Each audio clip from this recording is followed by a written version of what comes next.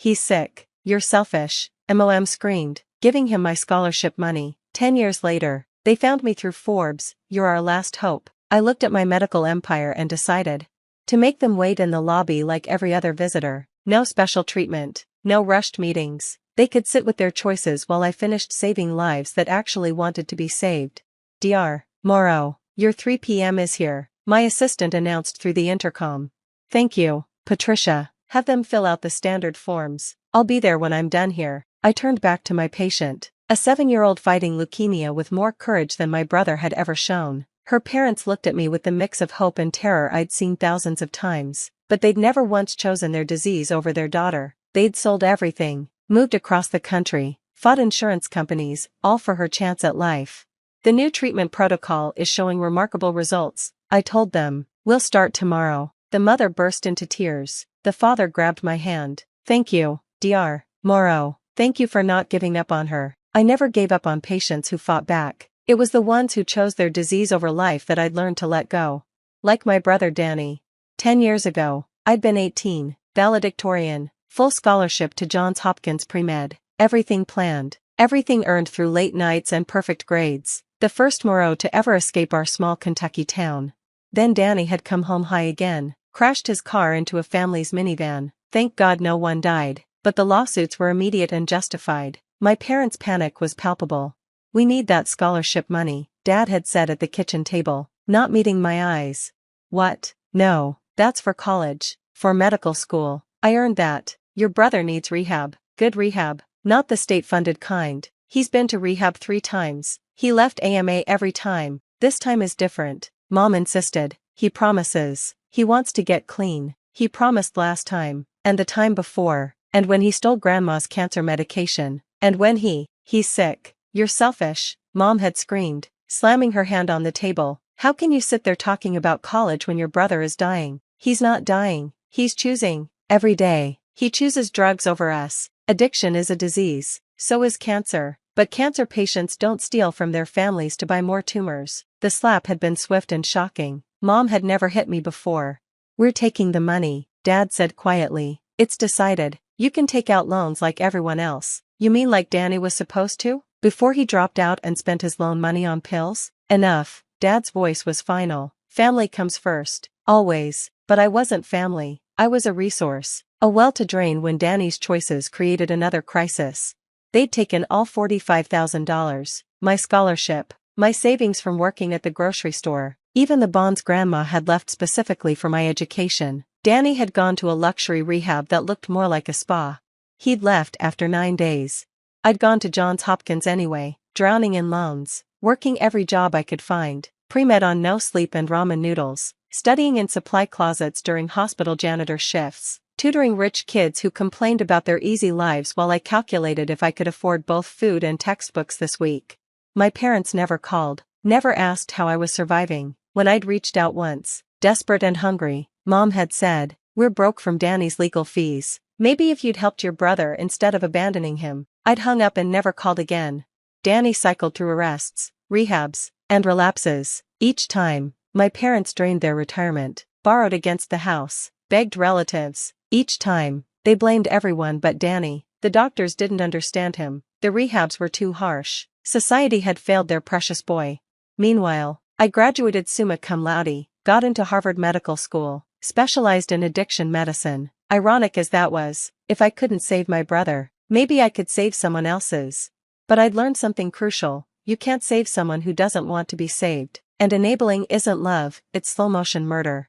After residency, I developed a revolutionary treatment protocol combining medication-assisted treatment with genetic therapy. It had an 85% success rate for patients who actually wanted recovery. Venture capitalists had thrown money at me. Morrow Medical had grown from one clinic to an empire spanning 15 states.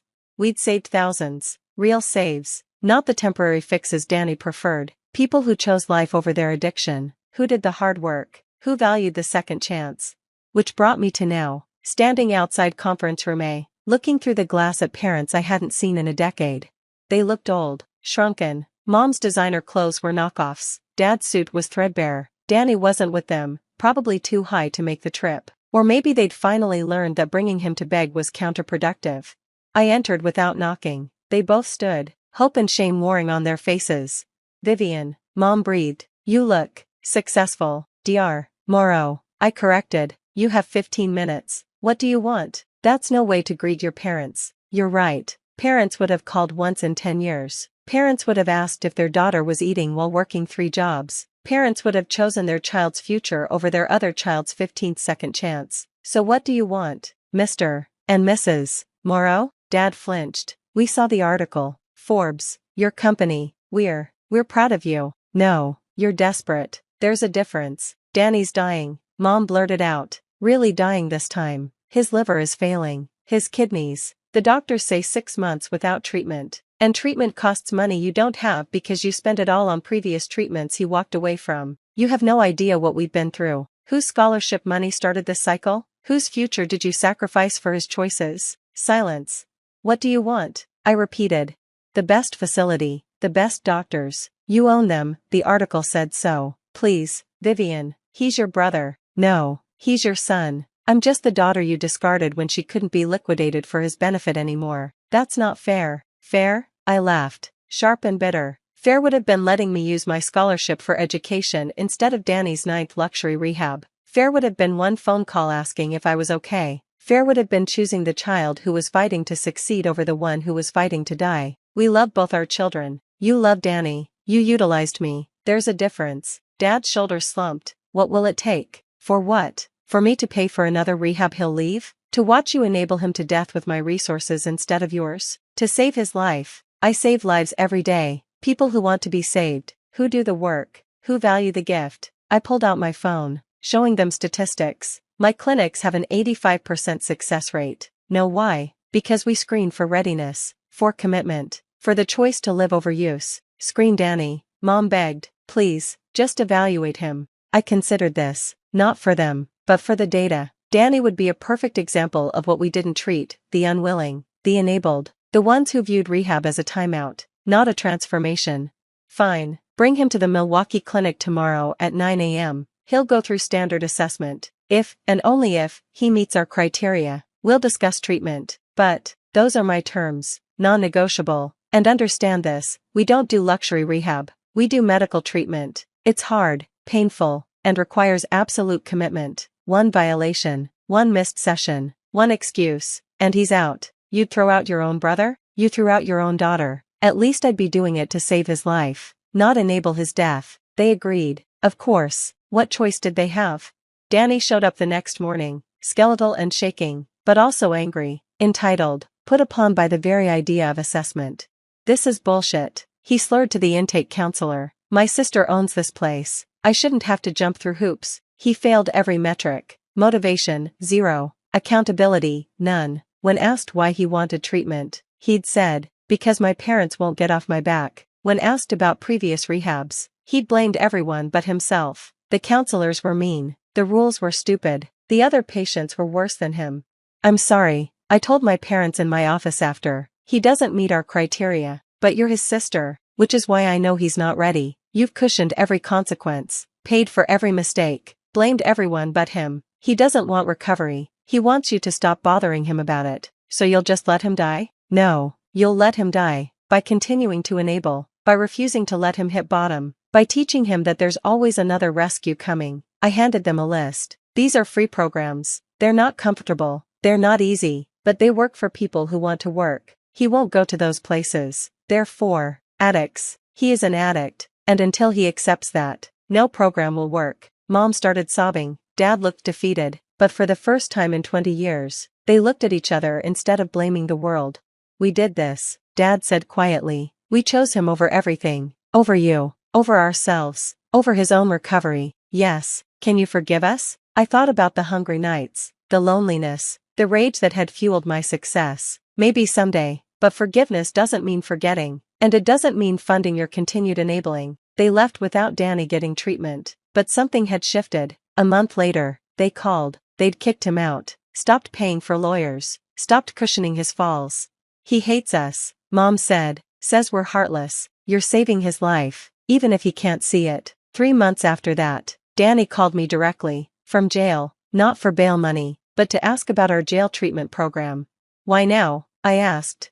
Because mom won't bail me out, dad won't pay for a lawyer, and I'm tired, Viv, so fucking tired of this life. Dr. Morrow, I corrected, and being tired isn't enough. What are you willing to do? Whatever it takes. We'll see. He entered our program 2 weeks later, not the executive suite my parents had wanted, but the jail-based program that required accountability. He struggled, complained, almost quit twice. But he stayed. Because for the first time in his life, someone had said no, someone had refused to enable, someone had loved him enough to let him suffer the consequences of his choices. He's been clean 2 years now, works as a counselor in one of my clinics, lives in a small apartment, pays his own bills, makes his own choices. We have dinner once a month, not as the siblings we were, but as the adults we've become. My parents? They're rebuilding too. Their marriage, their finances, their understanding of love versus enabling. They volunteer at family support groups, sharing their story as a warning. We had 2 children. Mom tells the groups, we nearly lost both by choosing the sickness over the solution. Last week, she called to thank me. For what? I asked. For being stronger than us, for succeeding despite us, for showing us that real love sometimes means saying no. I'd built a medical empire on that principle. Save those who choose salvation, let go of those who choose sickness, and never, ever confuse enabling with love. My parents had chosen my addict brother over me. 10 years later, when they'd wanted me to do the same, I'd chosen differently. I'd chosen to save us all by refusing to save him from himself. And in the end, that refusal had been the only medicine that worked. Because sometimes the most loving thing you can say to an addict isn't yes. It's no. And sometimes the most loving thing you can do for enabling parents is show them what they've become by holding up a mirror made of consequences. They'd screamed I was selfish for wanting my own future. Turns out, that selfishness had saved us all. The text arrived while I was helping James pick out his tie for tomorrow's board meeting. Nothing special, just his standard, under-the-radar Brooks Brothers in Navy. The man worth $4.2 billion dressed like a mid-level accountant, which was exactly how he wanted it. Mom, about Christmas dinner. We think it's better if you skip this year. Christmas is for successful children. Your sister just made partner at Goldman, and your brother's new beach house is being featured in Architectural Digest. We don't want them to feel uncomfortable with your situation. I showed James the message. He paused in his tie selection, reading it twice. Your situation? He asked quietly. You mean your job as Chief Strategy Officer at my company? No, I smiled, straightening his collar. They think I'm still a secretary because that's what I told them 3 years ago. They never asked for updates. The irony wasn't lost on either of us. While my sister Diane posted weekly LinkedIn updates about her junior partner status, and my brother Mark shared daily Instagram stories about his real estate empire, I'd spent the last 3 years helping James build Bytecore Technologies into a $50 billion company. Tomorrow, we'd announce our acquisition of Robertson Systems, a deal I'd orchestrated that would shake the tech industry. But my family didn't know that. They just knew I'd met a nice IT guy at work. Mom, we're sure you understand. Maybe next year if things improve for you. James took my phone, read the new message, and his usual calm expression shifted slightly. We could tell them, he suggested. The deal goes public at 9 a.m. anyway. No, I said, selecting his cufflinks, silver, understated, worth more than my brother's beach house. Let them have their Christmas dinner. Tomorrow will be interesting enough. My relationship with success had always been complicated in the Davidson family. Diane, the eldest, collected degrees like trophies. Harvard MBA, Wharton certificate, Goldman Sachs business cards she accidentally dropped at every family gathering. Mark, the middle child, had leveraged our uncle's connections into a modest real estate business that he marketed as an international property empire, despite owning exactly 3 rental properties in New Jersey. Then there was me, Sarah, the youngest, The quiet one. The one who studied computer science at a state school because it interested me, not because of the name. The one who met James Cooper during a tech conference where he was speaking anonymously about blockchain security. He'd asked me to coffee afterward, impressed by my questions during his session. 3 hours later, we were still talking code architecture and market disruption. A month later, he offered me a job. A year later, he offered me a ring. They're going to feel foolish tomorrow, James said now, watching me adjust his tie. They're going to feel something, I agreed. My phone buzzed again. Dying this time. Sarah, don't take it personally, but I'm bringing the managing partners from Goldman, and Mark's house is being photographed for a spring feature. We just can't have any distractions. Distractions. Last week, I'd finalized a $12 billion acquisition deal in a conference room while Diane was posting about her power lunch with associates. You know, James said thoughtfully, we could move up the announcement. Release it tonight instead of. No, I cut him off gently. Let them have their Christmas dinner.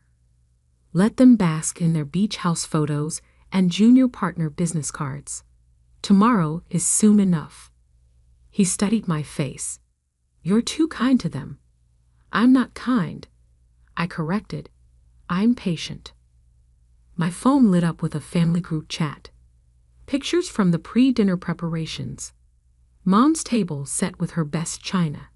Name cards placed with precision. Diane posing with her Goldman Sachs tote bag strategically visible. Mark lounging in designer clothes, tagging his upcoming magazine feature photographers. James looked over my shoulder at the stream of photos. Your brother's beach house wouldn't qualify as a guest cottage on our property in Malibu, which they don't know we own, I reminded him. Yet, he smiled. Tomorrow's SEC filings include property disclosures. I turned off my phone and helped him with his jacket. Tomorrow he'd be wearing Tom Ford for the press conferences. But tonight he was just James and Brooks Brothers. My nice IT guy, fiancé, who supposedly shared a rental apartment with me. Last chance, he offered. We could still go to dinner. Watch their faces when the photographer from the Wall Street Journal calls you for comment on the biggest tech acquisition of the year. I kissed him softly. Tomorrow, I said. Tonight, let them feel successful. He nodded, understanding as always. What time does your family usually check their phones in the morning? Mom reads business news at 8 a.m. sharp. Diane has Bloomberg alerts set up. Mark Googles himself hourly. So by 9:15, they'll know exactly who my nice IT guy is, I confirmed, and exactly what their unsuccessful daughter has been doing while they were posting on LinkedIn. James grinned. Merry Christmas, Sarah Davidson, secret tech mogul. Merry Christmas, James Cooper, intentionally terrible dresser. My phone buzzed one final time. Mom again. We've sent you a grocery gift card. For the holidays. Since we know things are tight, I added it to my screenshots folder titled Christmas 2023. Before. Tomorrow would begin a new folder. I was thinking of calling it After. The quiet ones, I've learned, often have the best stories. They just wait for the right moment to tell them. Christmas morning dawned cold and clear in our Palo Alto estate. I sipped coffee from my favorite mug, a chipped one from my first programming competition, while watching James review the final press release on his tablet. Markets open in 2 hours, he said, glancing at his watch. Want to practice your surprise face for when your family calls? I pulled up my phone's Do Not Disturb settings, already configured, only letting through calls from the board and our PR team until noon. The acquisition of Robertson Systems wasn't just another tech deal. It was a paradigm shift. Bytecore's quantum encryption technology, combined with Robertson's AI infrastructure, would transform digital security. The $12 billion deal I'd structured would look like a bargain within months. My family's group chat was already active with Christmas morning photos. Diane in silk pajamas, showcasing gifts from my Goldman team. Mark posing beside a luxury car he probably rented for the shoot. Mom orchestrating the perfect family tableau, minus her youngest daughter. The photographer from Forbes is confirmed for 11 a.m. James's assistant texted. They specifically want shots of both of you in the strategy room where the deal was finalized. I smiled, remembering the countless nights I'd spent in that room, building models and running projections, while my siblings posted about power lunches and property viewings. At exactly 8:57 a.m., James took my hand. Ready? I nodded. The press release went live at 9:00 a.m. sharp. Within seconds, every major financial news outlet was running the story. Bytecore Technologies acquires Robertson Systems in $12 billion deal. Tech giant's landmark acquisition orchestrated by CSO Sarah Davidson. James Cooper and Sarah Davidson. Silicon Valley's power couple reshapes tech landscape. My phone exploded. The carefully configured "Do Not Disturb" held firm, but I could see the notifications piling up. Diane's Bloomberg alerts must have been screaming. The Wall Street Journal's headline was my personal favorite. Sarah Davidson, the silent strategist behind tech's biggest deal of 2023. The article included a photo of me and James from last month's quantum computing conference. Me and Channel, him finally wearing Tom Ford, both of us looking decidedly unlike a secretary and an IT guy. Your mother just tried to call 4 times in 3 minutes, James observed, checking the security desk's message log. And your brother's car just was turned away at the gate. I took another sip of coffee. How long until? My laptop chimed with an email notification. From Mom, marked urgent. Sarah, darling, there must be some confusion about Christmas dinner. Of course you're welcome. We're all so proud of your unexpected success. Please come. Bring James. Diane's Goldman partners would love to discuss potential synergies. James read over my shoulder and laughed. Synergies? Yesterday, they sent you a grocery gift card. Another email from Diane. Little sister, why didn't you tell us? I could have introduced you to our tech investment team. Though obviously you didn't need my help. Can we meet for coffee? My managing partner is very interested in Bytecore's potential IPO structure. Mark's attempt was perhaps the most transparent. Sis, just saw the news. Listen, I have this amazing property in Silicon Valley that would be perfect for a Bytecore satellite office. Let's discuss over dinner. The same property he refused to show me 3 months ago because I wouldn't understand the luxury market. Your aunt is on CNBC commenting about how she always knew you were the smart one. James noted, turning up the television volume. Indeed, there was Aunt Patricia, whom I hadn't heard from in years, telling a financial reporter about her brilliant niece Sarah, and how our family has always valued innovation over traditional success metrics. My phone continued its silent vibration as texts and calls piled up. Cousins who'd ignored me at family events. Uncle Robert who'd lectured me about settling for a basic tech job. Even my 3rd grade teacher had somehow found my contact information to congratulate her most promising student. The Forbes photographer will be here in an hour, James reminded me. We should change. I nodded, but didn't move yet. Just watch the notifications accumulate. 3 years of calculated silence leading to this moment. Having regrets? James asked softly. About not telling them sooner. I thought about all the family dinners I'd sat through, the subtle digs about my limited career prospects, the suggestions that I should learn from Diane's ambition or follow Mark's entrepreneurial spirit. No regrets, I said finally. They needed to believe I was unsuccessful to show who they really are. Now they need to believe I'm successful for the same reason. James smiled, understanding as always. And who are you, Sarah Davidson? The same person I was yesterday, I replied, just with better press coverage. My laptop chimed again. Mom had forwarded the family's Christmas dinner photo to me, adding, "Look how empty the table looks without you. James's place card is already set. We're serving his favorite wine." What is his favorite wine? I closed the laptop without responding. Let them sit with their empty chairs and hollow successes for a few more hours. The Forbes photographer would capture a different kind of success, one built on substance rather than show. Should we take the Bentley to dinner? James teased.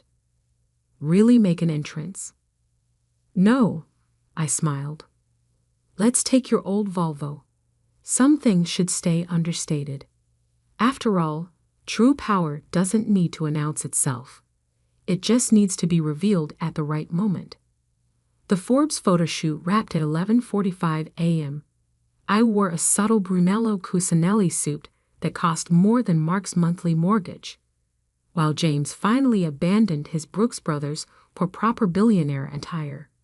The photographer captured us in the strategy room, surrounded by the evidence of our actual success. Digital displays showing real-time encryption data, market projections, and the morning's soaring stock prices. One more thing, I told the photographer before he left. Could you send a copy of that grocery gift card shot?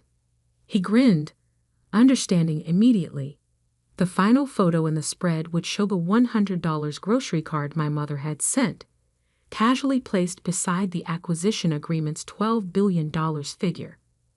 Petty, James asked when the photographer left. Educational, I corrected. By noon, my family's desperation had reached new heights. Mom had progressed from text to emails to having her assistant call our office. Diane abandoned all pretense of professional distance, sending LinkedIn, Facebook, and Instagram messages simultaneously.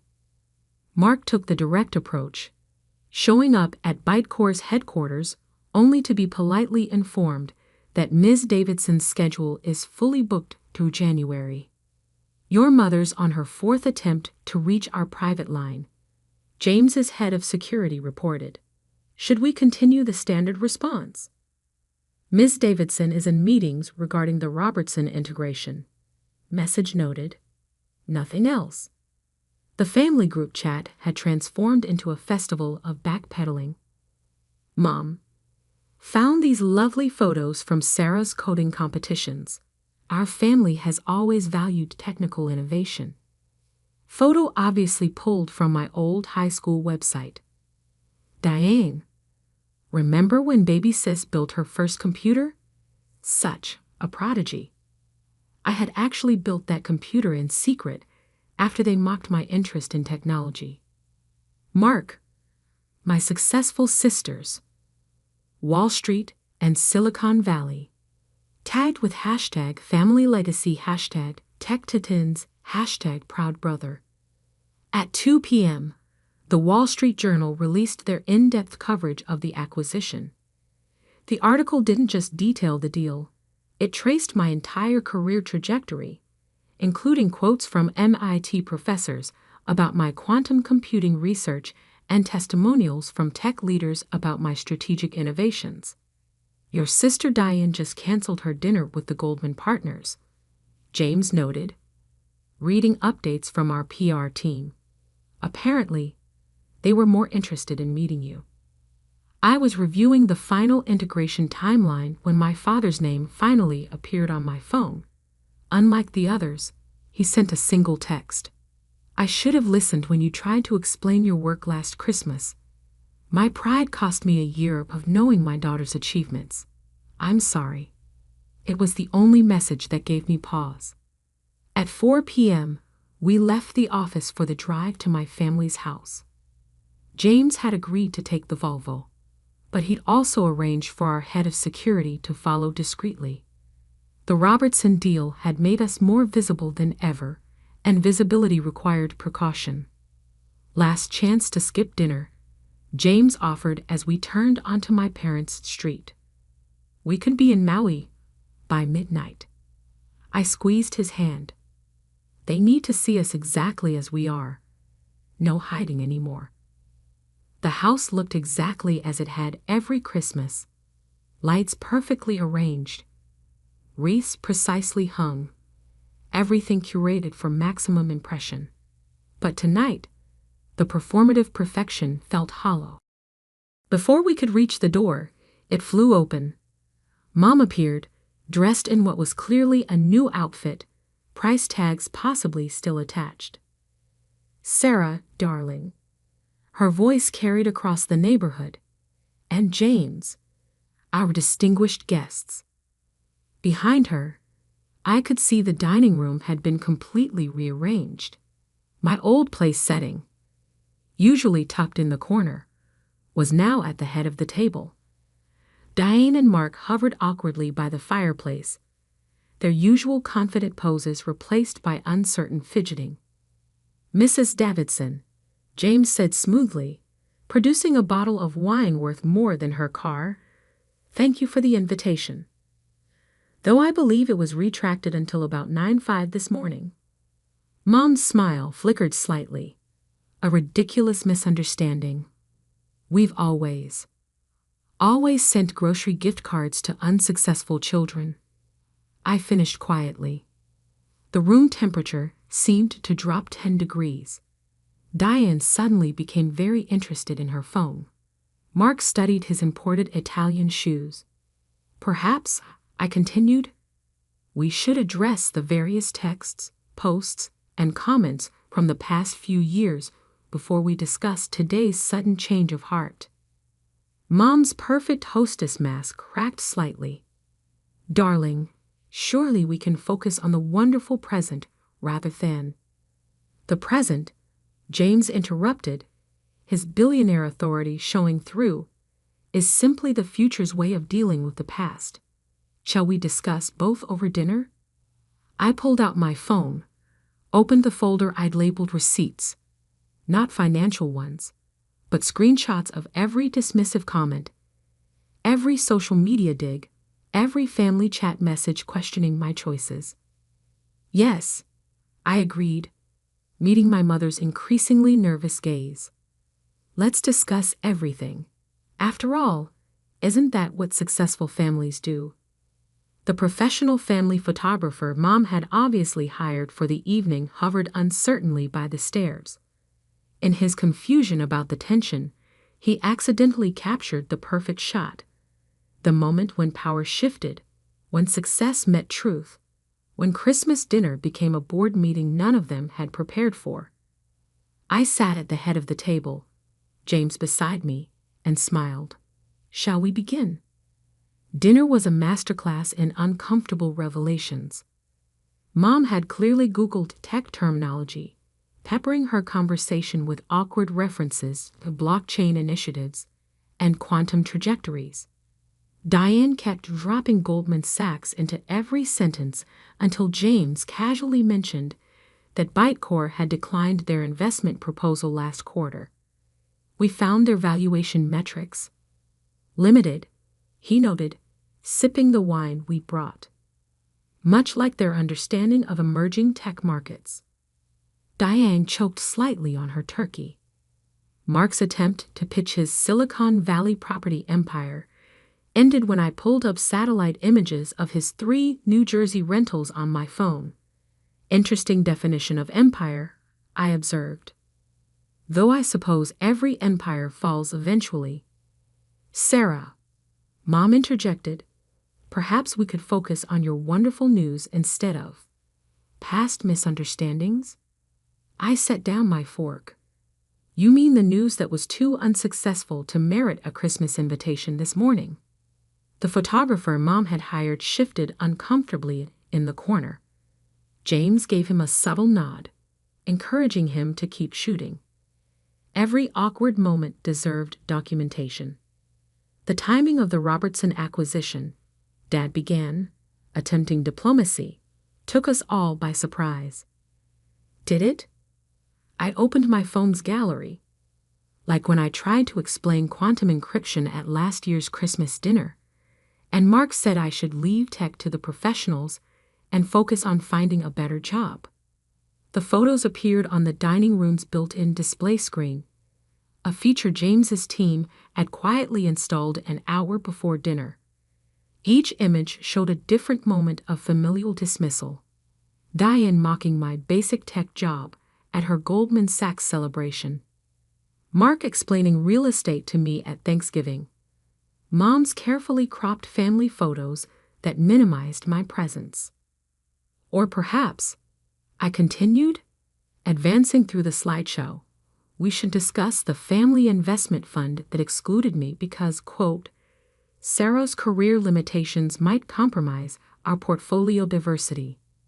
Mom's perfect hostess smile cracked further. Darling, we simply didn't understand. No, James interrupted politely, you simply didn't ask. Sarah led the quantum computing revolution at Bytecore while you were sending her grocery gift cards. She architected a $12 billion acquisition while you were apologizing for her career choices to country club friends. The silence that followed was expensive enough to fund a startup. The Robertson deal, I added quietly, was finalized in October. I could have told you then, could have watched your opinions change with the stock prices. But I wanted one last honest Christmas. One final revelation of character. Diane's Goldman Sachs portfolio, which she prominently displayed on the side table, seemed to wilt under the weight of context. Bytecore's market cap, James noted casually, exceeded Goldman's total tech investment portfolio this morning. Interesting metrics on success, wouldn't you say, Diane? Mark attempted recovery. Well, family is more important than success, I finished. Fascinating perspective from someone who uninvited me this morning for not meeting the family's success threshold. The photographer captured it all. Mom's frozen smile, Diane's wilting confidence, Mark's deflating bravado. Christmas dinner became a shareholder meeting where every past dividend of disdain paid out in uncomfortable returns. I have a proposition, I said finally, after the creme brulee had been served and mostly ignored. A family revaluation, if you will. They leaned forward, desperate for redemption opportunities. From now on, we measure success by substance, not show. Achievements by impact, not announcements. Family by support, not status. I met each of their eyes.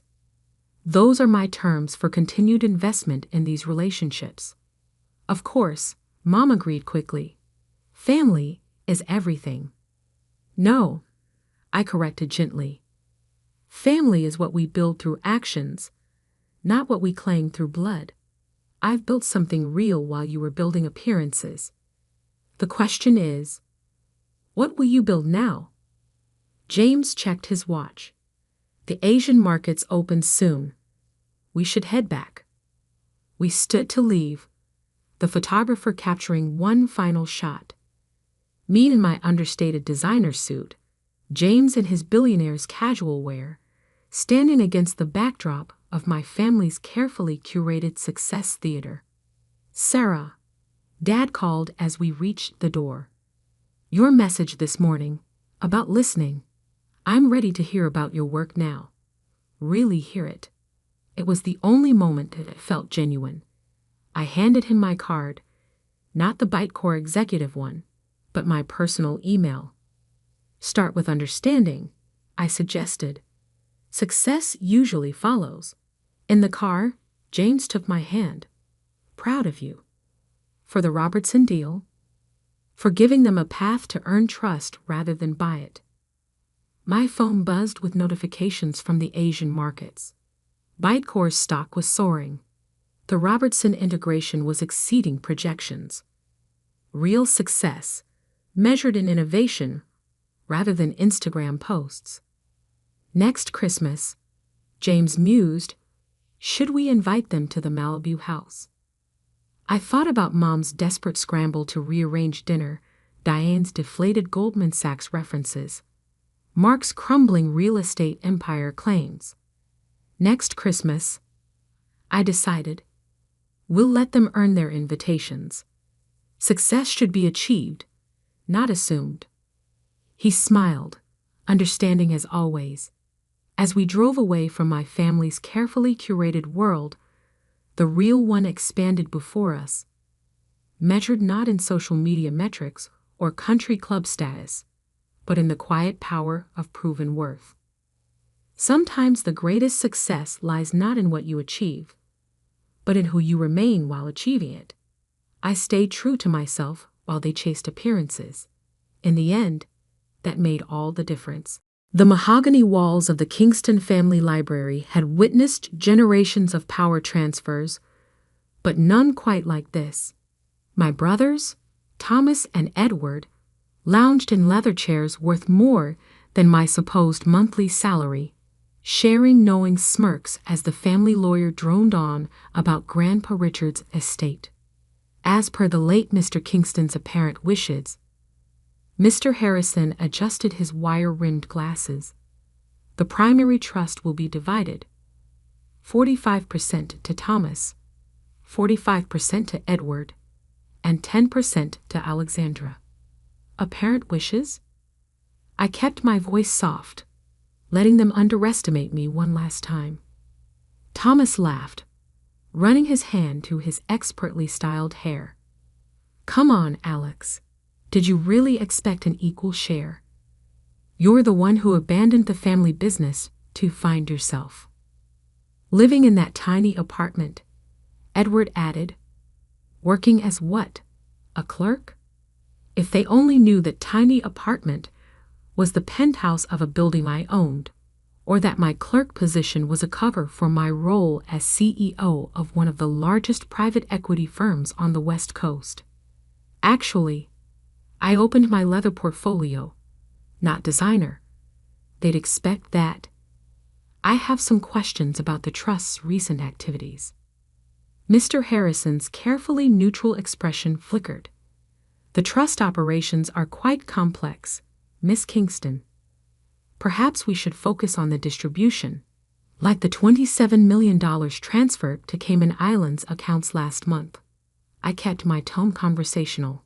Or the series of shell companies created under Grandpa's name.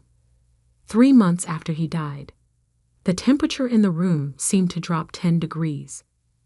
Those are confidential matters, Thomas snapped, his smirk fading.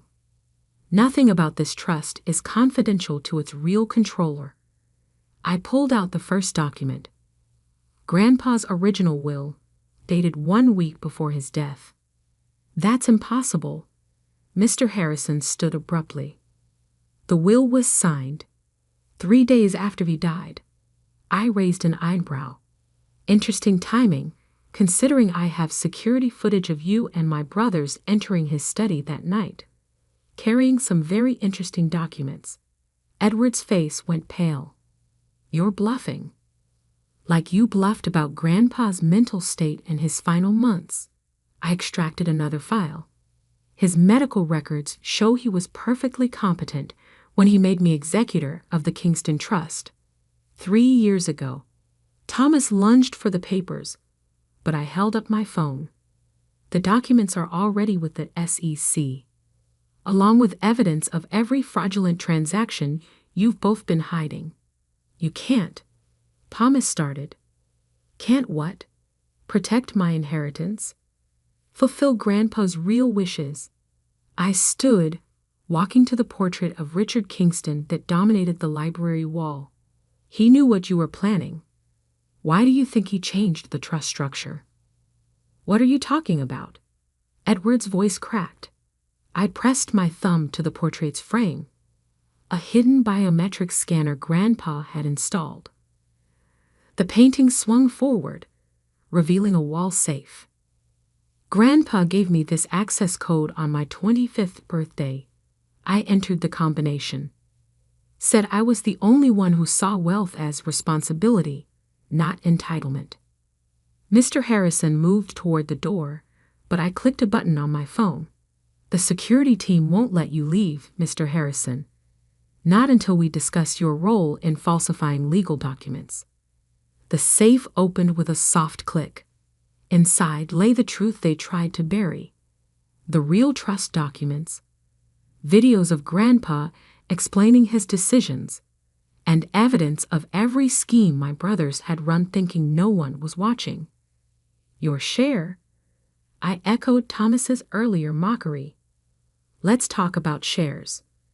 The Kingston Trust doesn't divide into percentages. It has one controller, chosen by Grandpa, based on character, not birth order. I placed a USB drive on the desk. This contains everything. The real will, proof of your embezzlement, recordings of your conspiracy with Mr. Harrison. I checked my watch. 3 minutes.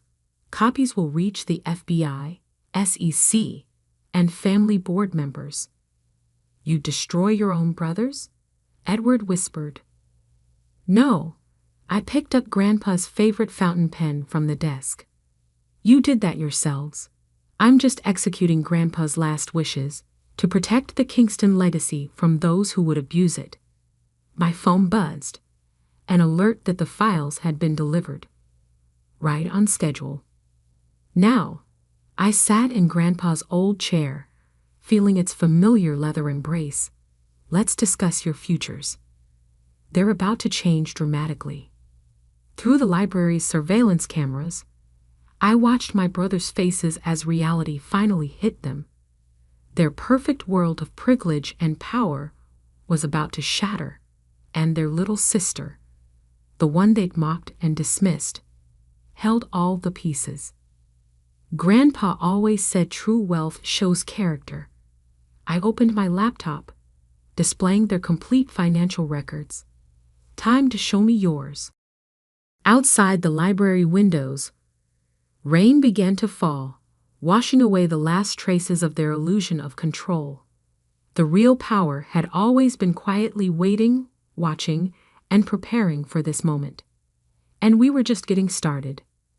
The next morning, I sat in my real office on the 47th floor of Kingston Tower, the building my brothers thought was still controlled by their shell corporation. The rain had cleared, leaving the city gleaming like new money. My phone hadn't stopped buzzing since last night. Thomas, 2:13 a.m. We need to talk. This is insane. Edward, 3:45 a.m. You can't do this to family. Mr. Harrison's law firm, 4:30 a.m. Urgent matter regarding Kingston Trust. My executive assistant, Victoria, entered with my morning coffee and the latest trust reports. Your grandfather's private files have been transferred from the secure vault. And, she paused, your brothers are in the lobby. I checked the security feed. Thomas and Edward stood by the reception desk, their usual polished appearance notably disheveled. Thomas's Brioni suit was wrinkled, and Edward's hands kept fidgeting with his Rolex, the one he'd bought with embezzled trust funds. Let them wait 15 minutes, I said, opening Grandpa's personal journal, the one they never knew existed. Then send them up. The journal's pages contained everything: his observations of my brother's character flaws, his quiet mentoring of me, and most importantly, his master plan for the family legacy. 5 years earlier. Watch them. Grandpa had said, showing me the hidden cameras he'd installed throughout the family offices. See how they treat people when they think no one's looking. I'd seen it all. Thomas berating staff. Edward stealing from petty cash. Both of them plotting to seize control once Grandpa was out of the way. But why show me? I'd asked. Because you're different. He'd smiled, touching the journal. You see people, not assets. That's why you'll protect this family's real wealth. Its soul. Present day. Victoria's voice interrupted my memories. They're on their way up. I opened my laptop, pulling up the trust's complete records. Every transaction, every scheme, every betrayal documented in meticulous detail. The office doors burst open. Thomas stormed in first, stopping short at the view. Edward followed, his eyes darting around the space that screamed old money and quiet power. This is your office. Thomas's voice cracked. But you said that I worked as a clerk. Amazing what people reveal when they think you're beneath them. I gestured to the chairs facing my desk. Sit. Listen, Edward started, about the trust. About the $43 million you've embezzled. I turned my laptop to show them the spreadsheets. Or the offshore accounts? The fake charities? The systematic theft from every company under trust management.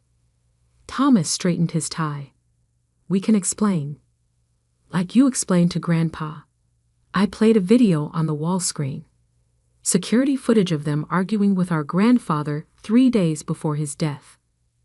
Give us control now, Thomas's recorded voice demanded, or we'll have you declared incompetent. The color drained from their faces as they watched themselves threaten the man who'd built our family's empire. He recorded everything, I said quietly. Every conversation, every threat, every scheme. Then he showed me. Why you? Edward whispered. I opened Grandpa's journal to a marked page. Because I earned it. While you were stealing from petty cash, I was learning the business from the ground up. While you were threatening staff, I was building relationships. Grandpa saw everything. The trust, Thomas started, has been under my control for 5 years. I pulled up the original documents. Grandpa transferred everything to me gradually, watching how you'd react thinking you were still in line for control. That's why the quarterly reports, Edward's voice trailed off, showed what you expected to see. Yes, every successful transaction you thought you'd hidden was actually a test. One you both failed spectacularly. My phone buzzed. The family board was assembling for an emergency meeting as planned. Now, I stood, straightening my channel blazer. No need to hide my success anymore. We have 15 minutes before I present the full audit to the board. Your choices are limited, but they do exist. Choices. Thomas laughed bitterly. You're destroying us. No, I corrected. I'm saving the family legacy from you. But Grandpa believed in redemption, even if he didn't trust you with power. I slid 2 folders across the desk. Option 1, resign all positions, enter the rehabilitation program Grandpa designed, work your way up from entry level under strict supervision. Option 2, face criminal charges for fraud, embezzlement, and conspiracy. Entry level? Edward looked horrified. We're Kingstons. Exactly. I touched Grandpa's journal. And it's time you learned what that really means. Through the office windows, I could see the family board members arriving, gathering in the conference room where their world was about to change. Time to choose, brothers. I checked my watch. The board meets in 10 minutes, with or without your signatures on these agreements. Thomas reached for a folder with trembling hands. You planned this all along. No, I said softly. Grandpa did. I'm just the one who proved worthy of his trust. The morning sun filled the office, reflecting off the city buildings my grandfather had built and my brothers had tried to steal. But the real family legacy wasn't in the buildings. It was in the choice between power and responsibility. And my brothers were about to learn the difference. The Kingston family boardroom fell silent as I displayed the trust's real financial records on the massive screen. 12 board members, cousins, uncles, family friends who'd served for generations, stared at the evidence of my brother's systematic theft. Thomas and Edward sat at the far end of the table, their signed rehabilitation agreements placed prominently before them. They looked small somehow, stripped of their arrogance. As you can see, I continued, Grandfather Richard's decision to transfer control to me was based on substantial evidence of misconduct. I clicked to the next slide.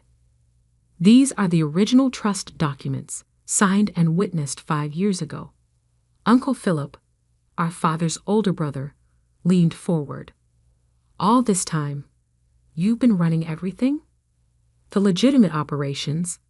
Yes. I pulled up performance charts.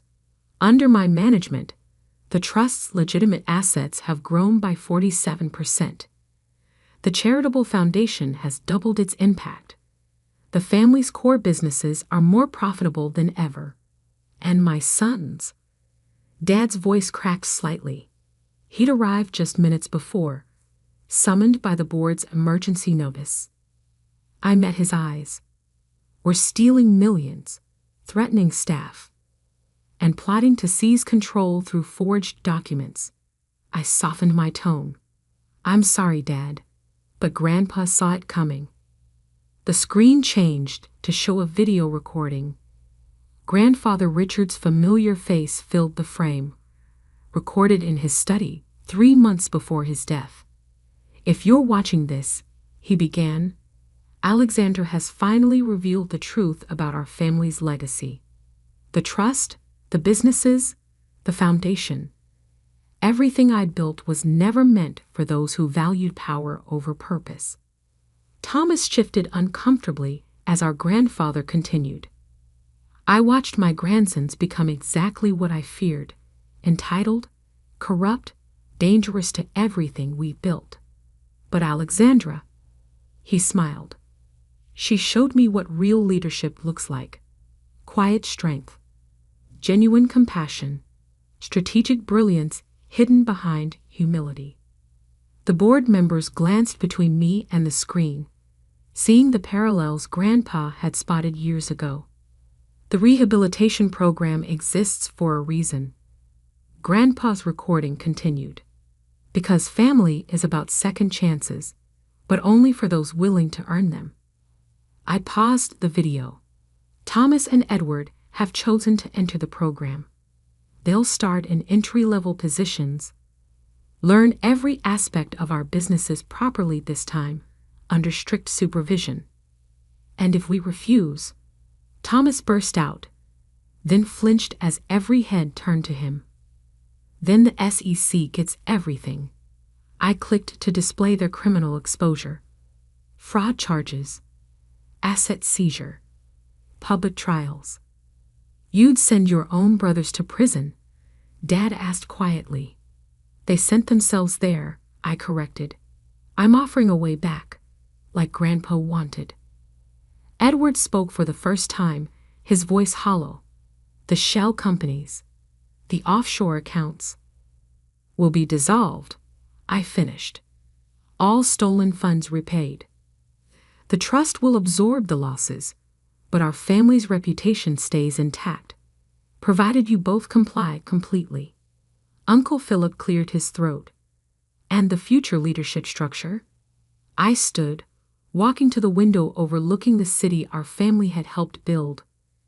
Grandpa left specific instructions. The trust remains under my control, but with new oversight provisions. A reformed board, ethical guidelines, transparent operations. And us? Thomas gestured to himself and Edward. you'll have a chance to earn back positions of responsibility.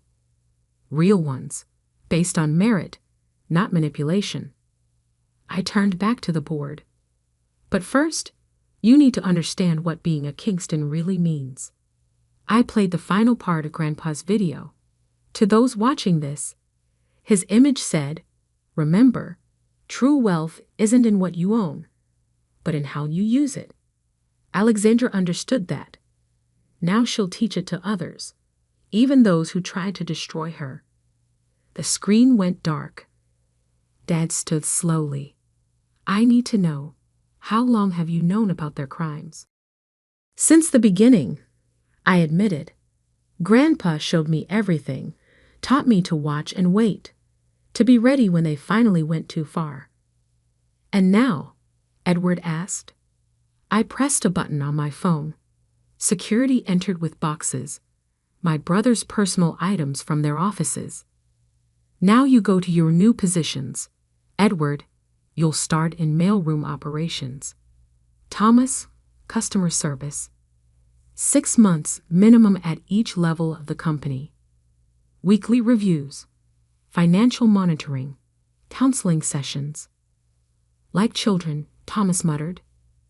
"No," I corrected.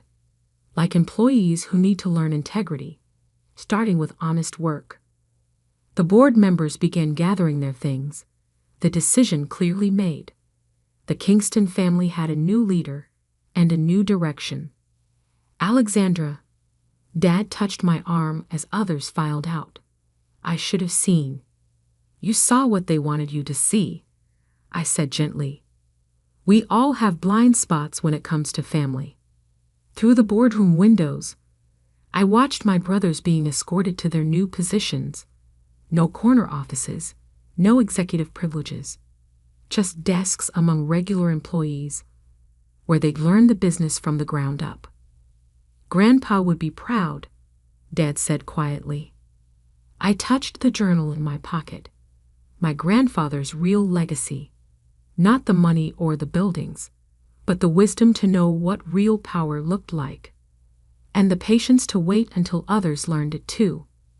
6 months later, I reviewed the rehabilitation program reports on my desk. Edward Kingston. Mailroom performance review. Shows improved attitude towards staff. Learning basic operations. Notably apologized to Jane, receptionist, for past behavior.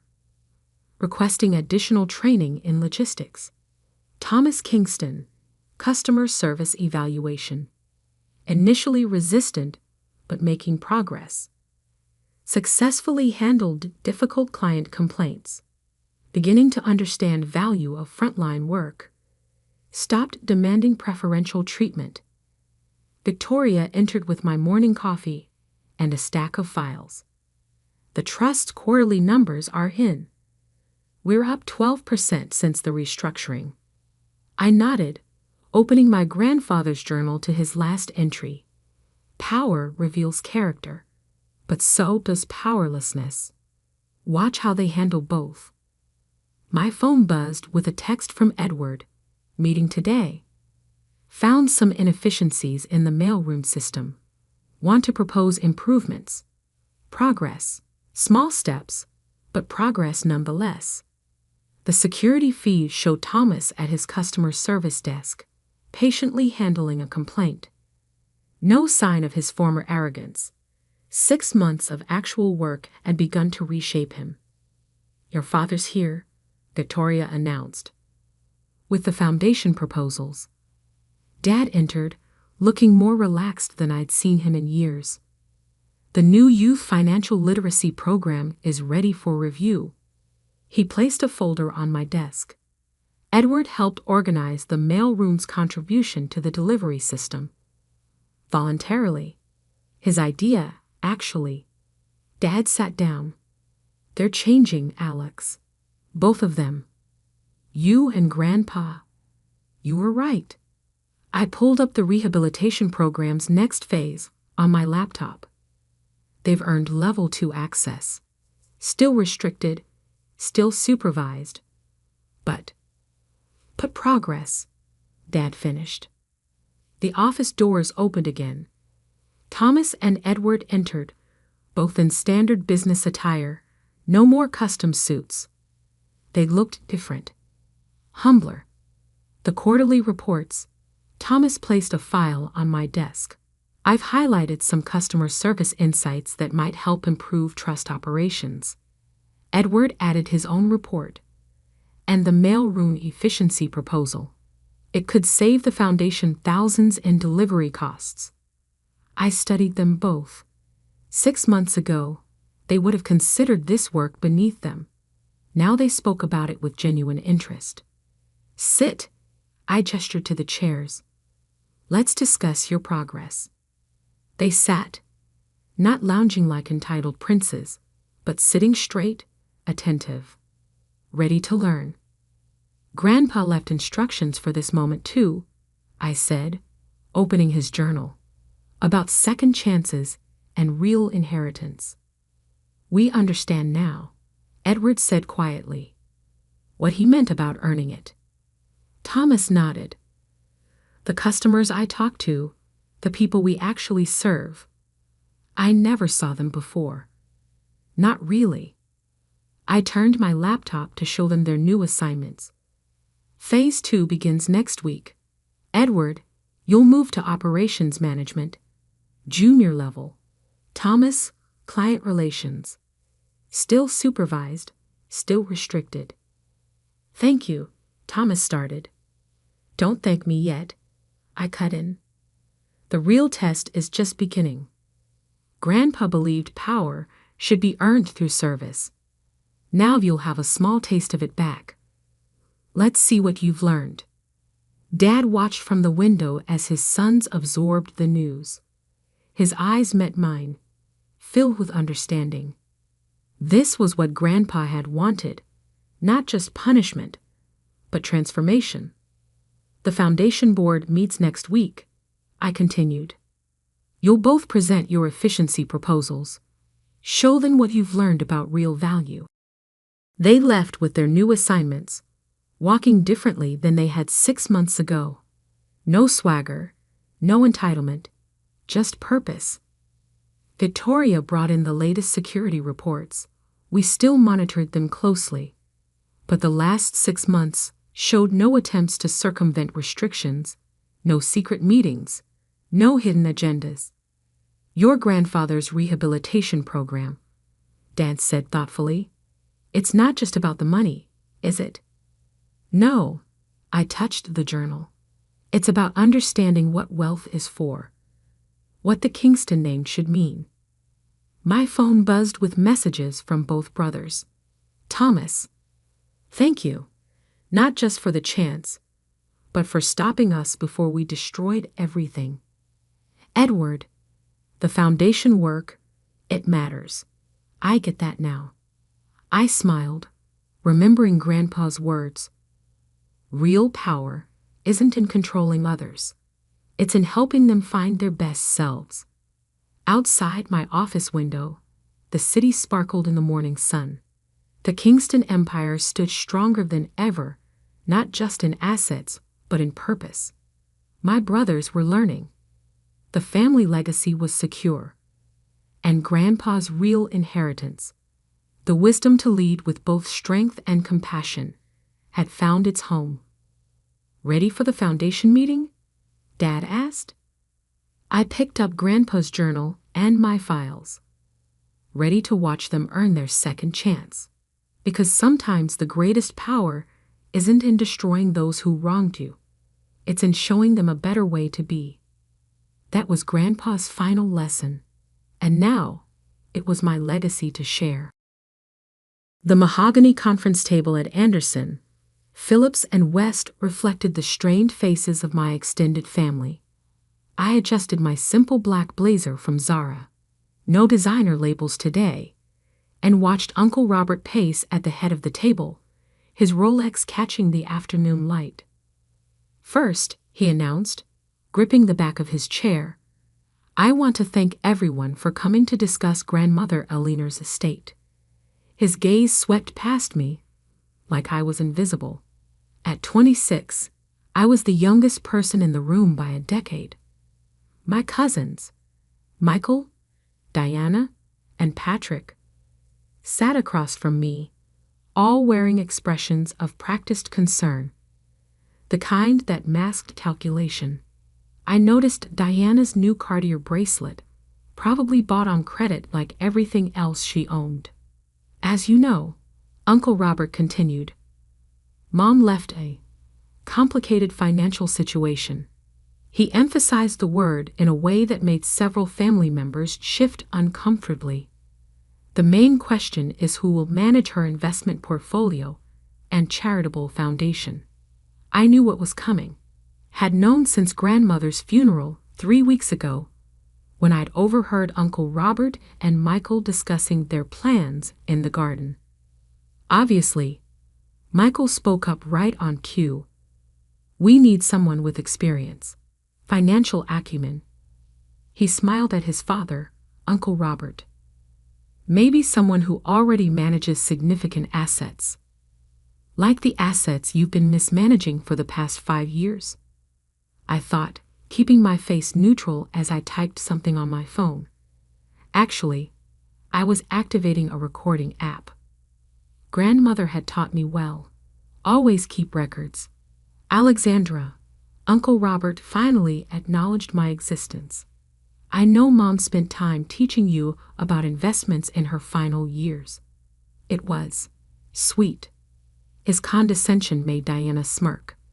But managing a portfolio of this size requires real expertise.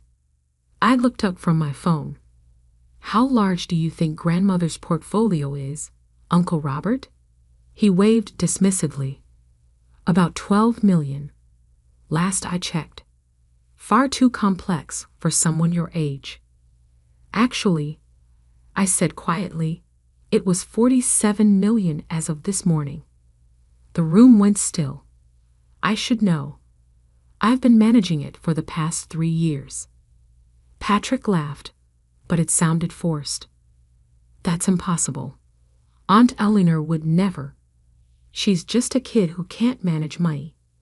Uncle Robert cut in, but I caught the flash of panic in his eyes. Probably looking at the wrong numbers. Diana nodded eagerly. I mean, what do you even do besides that little online business of yours? I pulled out my phone, opened my personal banking app, and slid it across the table. Why don't you see for yourself? The room fell silent as they stared at the balance. $53,426,897.14.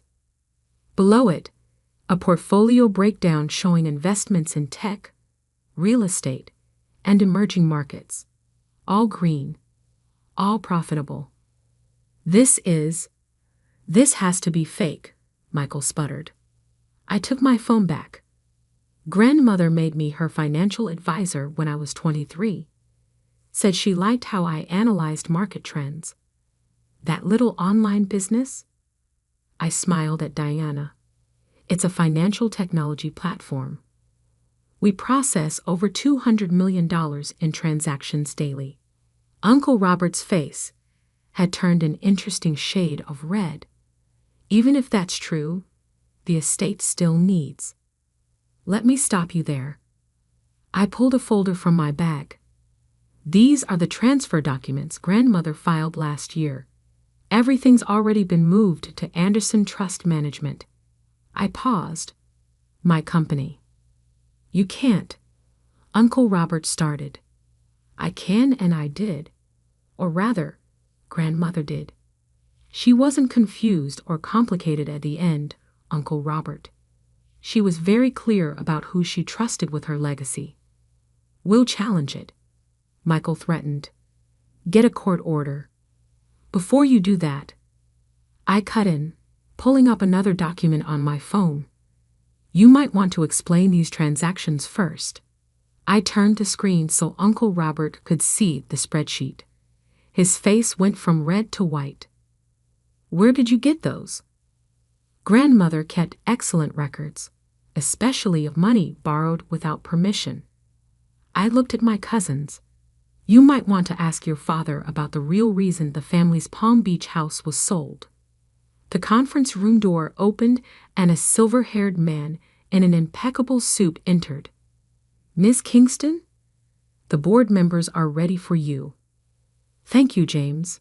I stood, smoothing my blazer. That would be the Anderson, Phillips, and West board. I bought the firm last month. Grandmother always said to invest in what you know. I gathered my things. You'll be receiving official letters about your outstanding loans soon. I suggest you all find good lawyers. You can't do this to family. Diana's voice cracked. I paused at the door. Funny. That's exactly what Grandmother said when she discovered the money you've been stealing from her accounts. I checked my watch. The audit team will be here in an hour. I'd use that time to decide what matters more, your pride or your freedom. As I walked out, I heard Michael's shaky voice.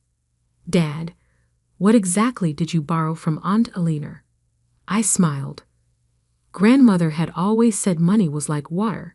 It revealed every crack in a person's character. As I headed to the board meeting, I pulled up a photo on my phone. Grandmother and me at my college graduation. Both of us smiling. She taught me more than just investing. She taught me how to handle sharks. And we were just getting started. That evening, I sat in Grandmother Alina's study.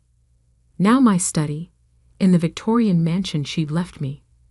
The room still smelled of her signature jasmine perfume. But her antique desk now held my modern laptop alongside her vintage Tiffany lamp. My phone hadn't stopped buzzing since the family meeting. 37 missed calls from Uncle Robert, 23 from Michael, 15 from Diana. Even Patrick, usually the quiet one, had tried 5 times. I opened my laptop and pulled up the file labeled Illinois Protection Protocol, the document that had started everything 3 years ago. 3 years earlier.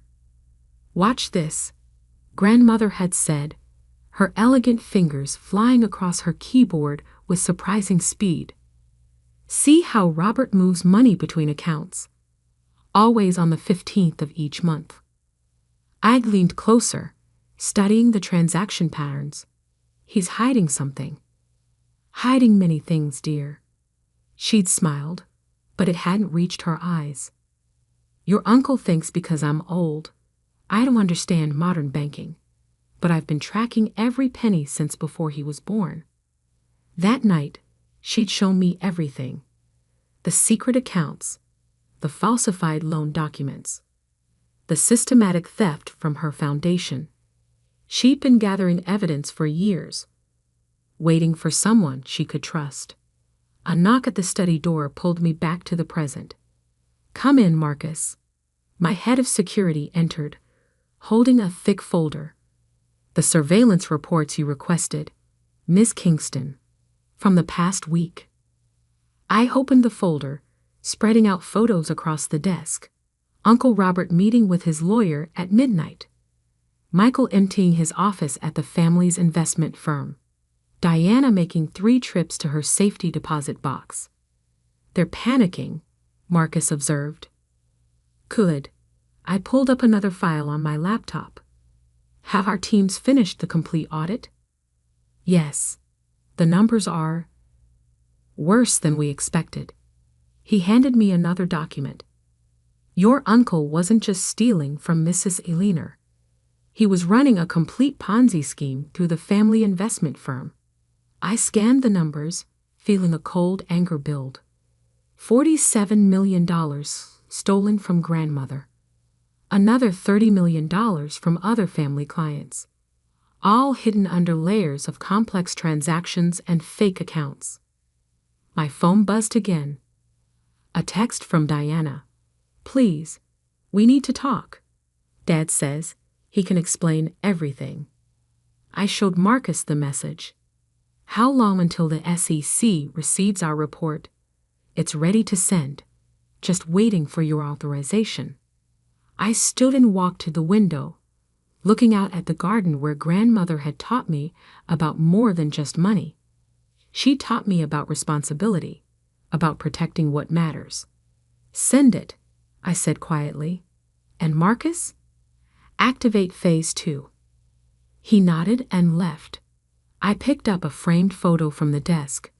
Grandmother and me at my company's launch, her eyes bright with pride. Watch me. I'd promised her that day. I'll protect everything you built. My phone lit up with a call from an unknown number. I answered, putting it on speaker. Alexandra? It was Patrick, calling from a burner phone probably. You need to understand. We didn't know. About Dad. About the money. Really? I pulled up his file. Is that why you authorized wire transfers from grandmother's account to your offshore holdings? Silence. How did? Those records were encrypted. I smiled. Grandmother taught me more than just investing, cousin. She taught me to follow the money. All of it. We can make a deal, he said quickly. I have documents, proof of everything Dad did. You mean these documents? I opened my encrypted drive. The ones you hid in a safety deposit box at First National. Grandmother had copies. She had copies of everything. The line went dead. My laptop chimed with an alert. The SEC had received our report. Within hours, the investigation would begin. But that wasn't the only surprise waiting for my family. I opened my company's internal messaging system. 2. Global Management Team. Subject: Project Legacy Activation. Status: Phase 2 initiated. Timeline: Execute at 9 a.m. tomorrow. Another text came through, this time from Michael. You've destroyed the family. I hope you're happy. I typed back. No. Uncle Robert destroyed the family when he started stealing from grandmother. I'm just cleaning up the mess. Standing, I walked to the hidden wall safe. The one Uncle Robert had never known about. Inside was grandmother's real legacy. A USB drive containing everything she discovered, everything she protected, and everything she planned. Marcus, I called through the intercom. Is everything ready for tomorrow? Yes, Miss Kingston.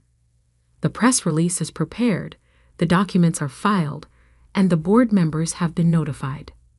And the other matter? The private investigators have confirmed. Your cousins have all been making large cash withdrawals. They're planning to run.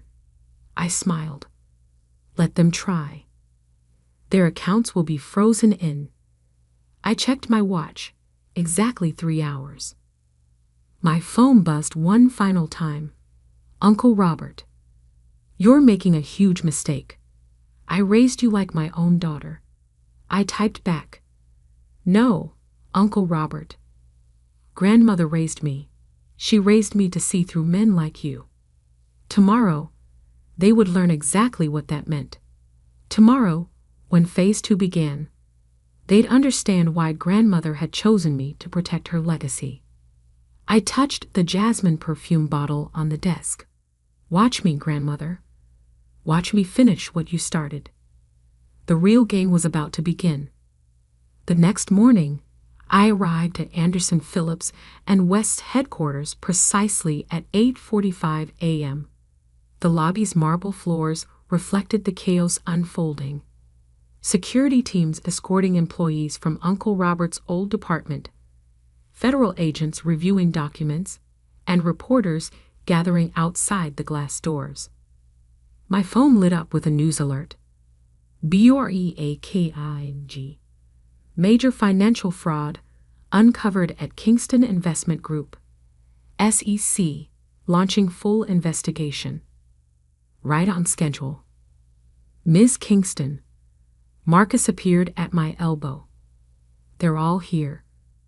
Waiting in the main conference room. I nodded, straightening my St. Laurent blazer. No more department store clothes. Today, I dressed for war. And the evidence? Everything's ready, including the video feeds from Mrs. Aliner's private security system. The conference room fell silent as I entered. Uncle Robert, looking disheveled in a wrinkled Armani suit, sat between his high-priced lawyers. Michael and Diana huddled together at one end, while Patrick sat alone, avoiding everyone's eyes. "Thank you all for coming," I said, taking my place at the head of the table. "Though given the federal agents outside, I suspect you didn't have much choice." "This is ridiculous," Uncle Robert burst out. "You can't possibly think." I held up my hand, silencing him. "Before you continue, let's review exactly what I think." I opened my laptop, connecting it to the room's display screens. 3 years ago, Grandmother discovered unusual transactions in her accounts. The screens filled with banking records, money moving between shell companies, unauthorized loans, forged signatures. Diana's face crumpled. "That's not what, cousin? Not real?" I clicked to the next slide. "Here's security footage from First National Bank. That's you, using Grandmother's stolen ID to access her safety deposit box. 13 times in the past year." The color drained from her face. "Alexandra," Michael tried, his voice placating. "We can explain. The family business needed capital. You mean your gambling debts needed covering?" I pulled up his private bank statements. Strange how your business losses always matched your casino withdrawals. Patrick shifted in his seat. "Some of us weren't involved. I never." "Really?" I turned to him. "Should we discuss the foundation's missing scholarship funds? The ones that somehow ended up funding your startup?" The lawyers exchanged glances. One started gathering his papers. "Don't bother leaving," I told them. "The FBI has some questions about your role in concealing these transactions." Uncle Robert slammed his hand on the table. "Enough. You think you've won? You think you can just walk in here and take everything we built?" "Everything you built?" My voice was ice. "You mean everything you stole? From Grandmother, from charity, from innocent investors who trusted the Kingston name?" I stood, walking to the window overlooking the city. "Grandmother spent her last years gathering evidence against all of you. She watched as you stole her money, betrayed her trust, and laughed about her confusion behind her back." Turning back, I met each of their eyes. But she wasn't confused. She was planning to protect her real legacy from the thieves in her own family. "What do you want?" Michael asked, his arrogance finally cracking. "Money? Position?" I laughed softly. "I have more money than all of you combined. What I want is justice." The screens changed, showing a video of Grandmother in her study, dated 1 month before her death. "If you're watching this," her recorded image spoke, "then Alexandra has done exactly what I knew she would. She's protected our family's true legacy from those who would destroy it." Uncle Robert's face went pale as his mother continued speaking. "Robert, my son, I gave you everything: education, opportunity, trust, and you repaid me with theft and lies." Her voice hardened. "Alexandra has my complete authority to recover every penny you stole, no matter the cost to your reputation or freedom." The video ended. The room remained deathly quiet. "The SEC has everything," I said into the silence. "Every transaction, every forgery, every lie. But that's not all." I pressed a button on my phone. The conference room doors opened, admitting a stream of people in business suits. "Meet the board of directors of Kingston Global Enterprises," I announced. "Grandmother's real company, the one she built in secret while you were all stealing from her public holdings." Understanding dawned on their faces. That's right, I smiled. The company you thought you were stealing from, it was a shell. The real assets, the real power, was hidden where you'd never think to look, in plain sight, managed by the kid who can't handle money. You can't do this, Uncle Robert whispered, but his voice held no conviction. I already have. I nodded to Marcus, who began distributing documents. These are federal indictments, civil seizure notices, and restraining orders. You have 1 hour to leave the building before you're arrested. Diana began to cry. Michael looked like he might be sick. Patrick just stared at his hands. Oh, and Uncle Robert? I added as I gathered my things. Grandmother left you something personal. I slid an envelope across the table. The deed to a small property in Nebraska. She said you'd remember it.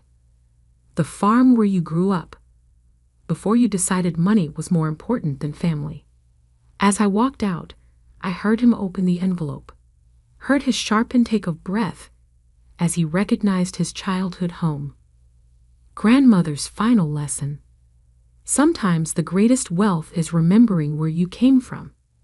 And sometimes the best revenge is letting people destroy themselves.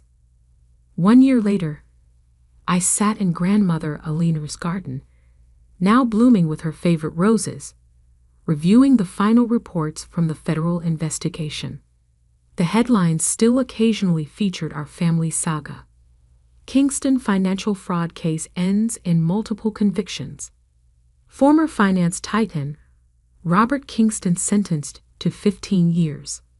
Kingston Global Enterprises announces $100 million charitable foundation.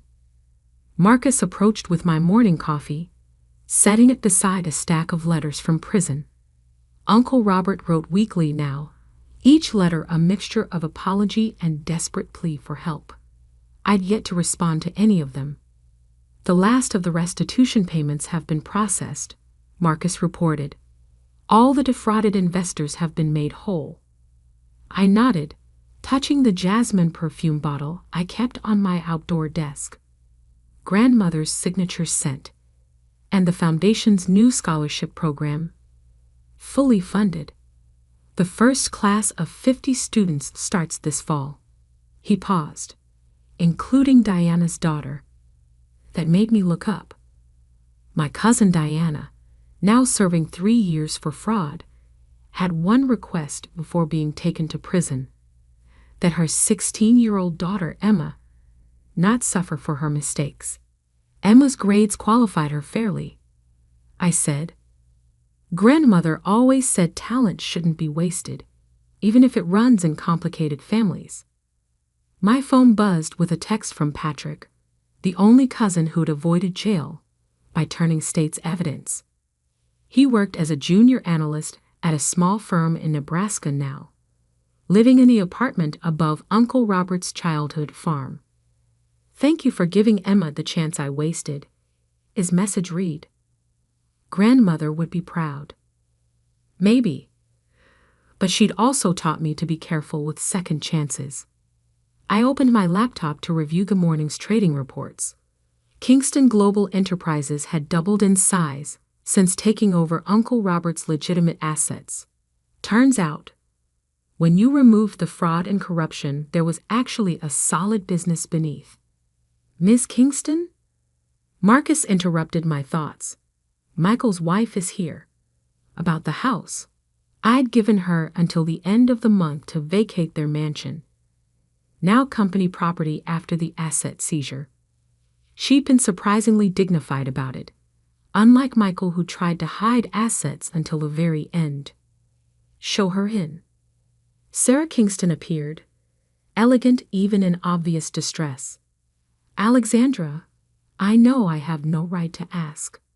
The children's trust funds are intact. I cut in gently. Grandmother set them up through my company years ago, where Robert couldn't touch them. They'll have enough for college. The relief on her face made me think of another day in this garden, years ago. Flashback. Money is neutral, Alexandra, grandmother had said, tending her roses. It's not good or evil. It simply amplifies what's already in a person's heart. Is that why Uncle Robert, I'd started, became a thief? She'd smiled sadly. Robert forgot where he came from. That farm in Nebraska taught him the value of hard work, but success made him forget those lessons. She turned to me. Promise me you'll remember. Wealth isn't about having money. It's about what you do with it. Present day. There's an apartment, I told Sarah. 3 bedrooms, good school district. The trust will cover rent until you find work. My HR department has some leads if you're interested. She stared at me.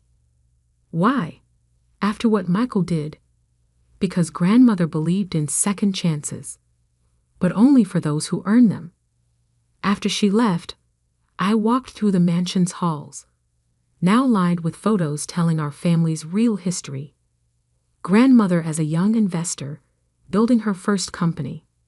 The farm in Nebraska where she'd grown up poor but determined.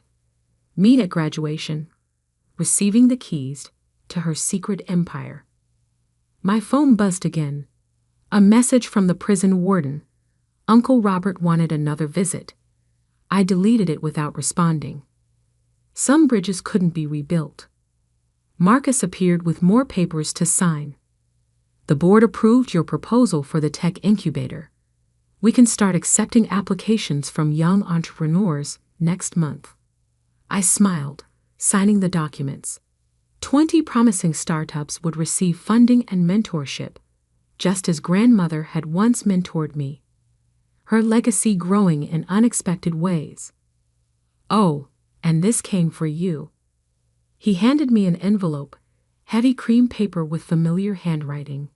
Inside was a letter grandmother had written years ago, with instructions to deliver it today, the anniversary of her passing.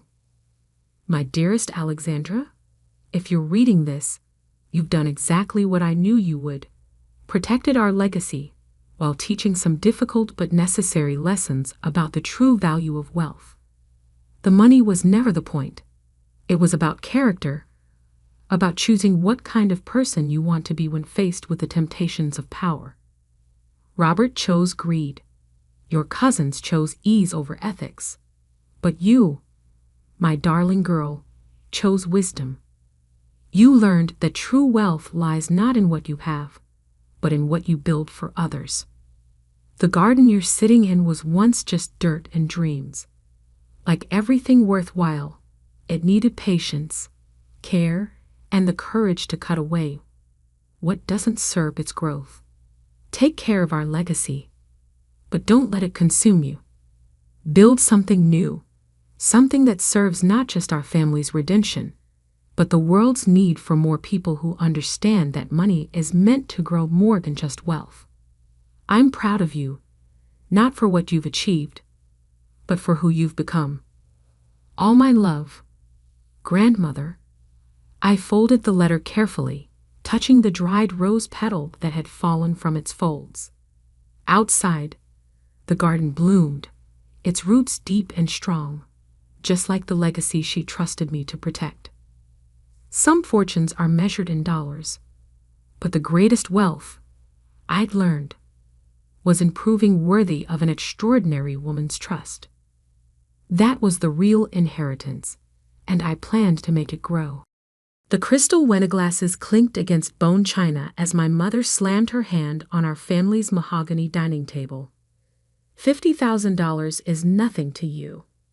How dare you refuse to pay for your sister Amanda's dream wedding? I took another bite of my salmon, carefully dabbing my lips with the embroidered napkin my mother was so proud of. The one I'd quietly replaced last Christmas when the original set was worn out. Like everything in this house, it existed thanks to my anonymous financial support. Sarah, my father's voice carried that familiar tone of disappointment. Your sister has always supported this family. Now it's your turn to step up. I suppressed a smile at the irony. If they only knew about the monthly transfers that kept their lights on, their cars running, and this very roof over their heads. Amanda sat across from me, tears strategically welling in her eyes. At 32, my older sister had perfected the art of emotional manipulation. It's not just the ceremony, she sniffed. It's the venue at the plaza, the designer dress, the diamonds. Jason's family expects certain standards. Jason, her investment banker fiancé who, unknown to my family, had already been turned down for loans by 3 banks I consulted for. But they didn't need to know that. Yet. I work in tech support, I said mildly, maintaining my cover. $50,000 is a lot of money. Tech support. Mom threw her hands up. While your sister is marrying into the Peterson family, do you know what connections like that are worth? I did, actually. My investment firm had declined to do business with Peterson Holdings last year due to their questionable financial practices. Another detail my family didn't need to know. Yet. Maybe if you finished your MBA instead of dropping out to find yourself, Dad added, you'd understand the importance of family obligations. The MBA I'd abandoned 6 years ago to start my first company. Now I owned 5, including the financial technology firm that processed the Peterson family's rejected loan applications. Amanda reached across the table, her diamond tennis bracelet catching the light. Another gift I'd secretly funded through Mom's Christmas budget. Sarah, please. You must have savings. This is my special day. Actually, I set down my fork. Let's talk about savings, and payments, and obligations. I pulled out my phone, opening an app I designed specifically for this moment. Mom, what's the mortgage payment on this house? She blinked, caught off guard. That's none of your. $4,327.42 per month, I continued. Due on the 15th. Interesting that it's never late, even though Dad's construction business hasn't had a major contract in 3 years. The color drained from my father's face. Or the property taxes. $12,865 annually. Always paid precisely 1 week early. I swiped to the next screen. And Amanda's credit card bills. Fascinating reading. How do you know? Amanda's voice trailed off as I turned my phone to show her last month's statement. Because I pay them, all of them, every month, for the past 4 years. The silence that fell over the dining room was absolute. Even the grandfather clock in the hall seemed to hold its breath. That's impossible, Mom whispered. The payments come from Kingston Financial Services. My company, I said quietly. One of them, anyway. Along with the property management firm that holds this house's deed, and the investment group that covers Dad's business loans. Dad's hands began to shake. But you work in tech support. I own the tech company, all 63 branches.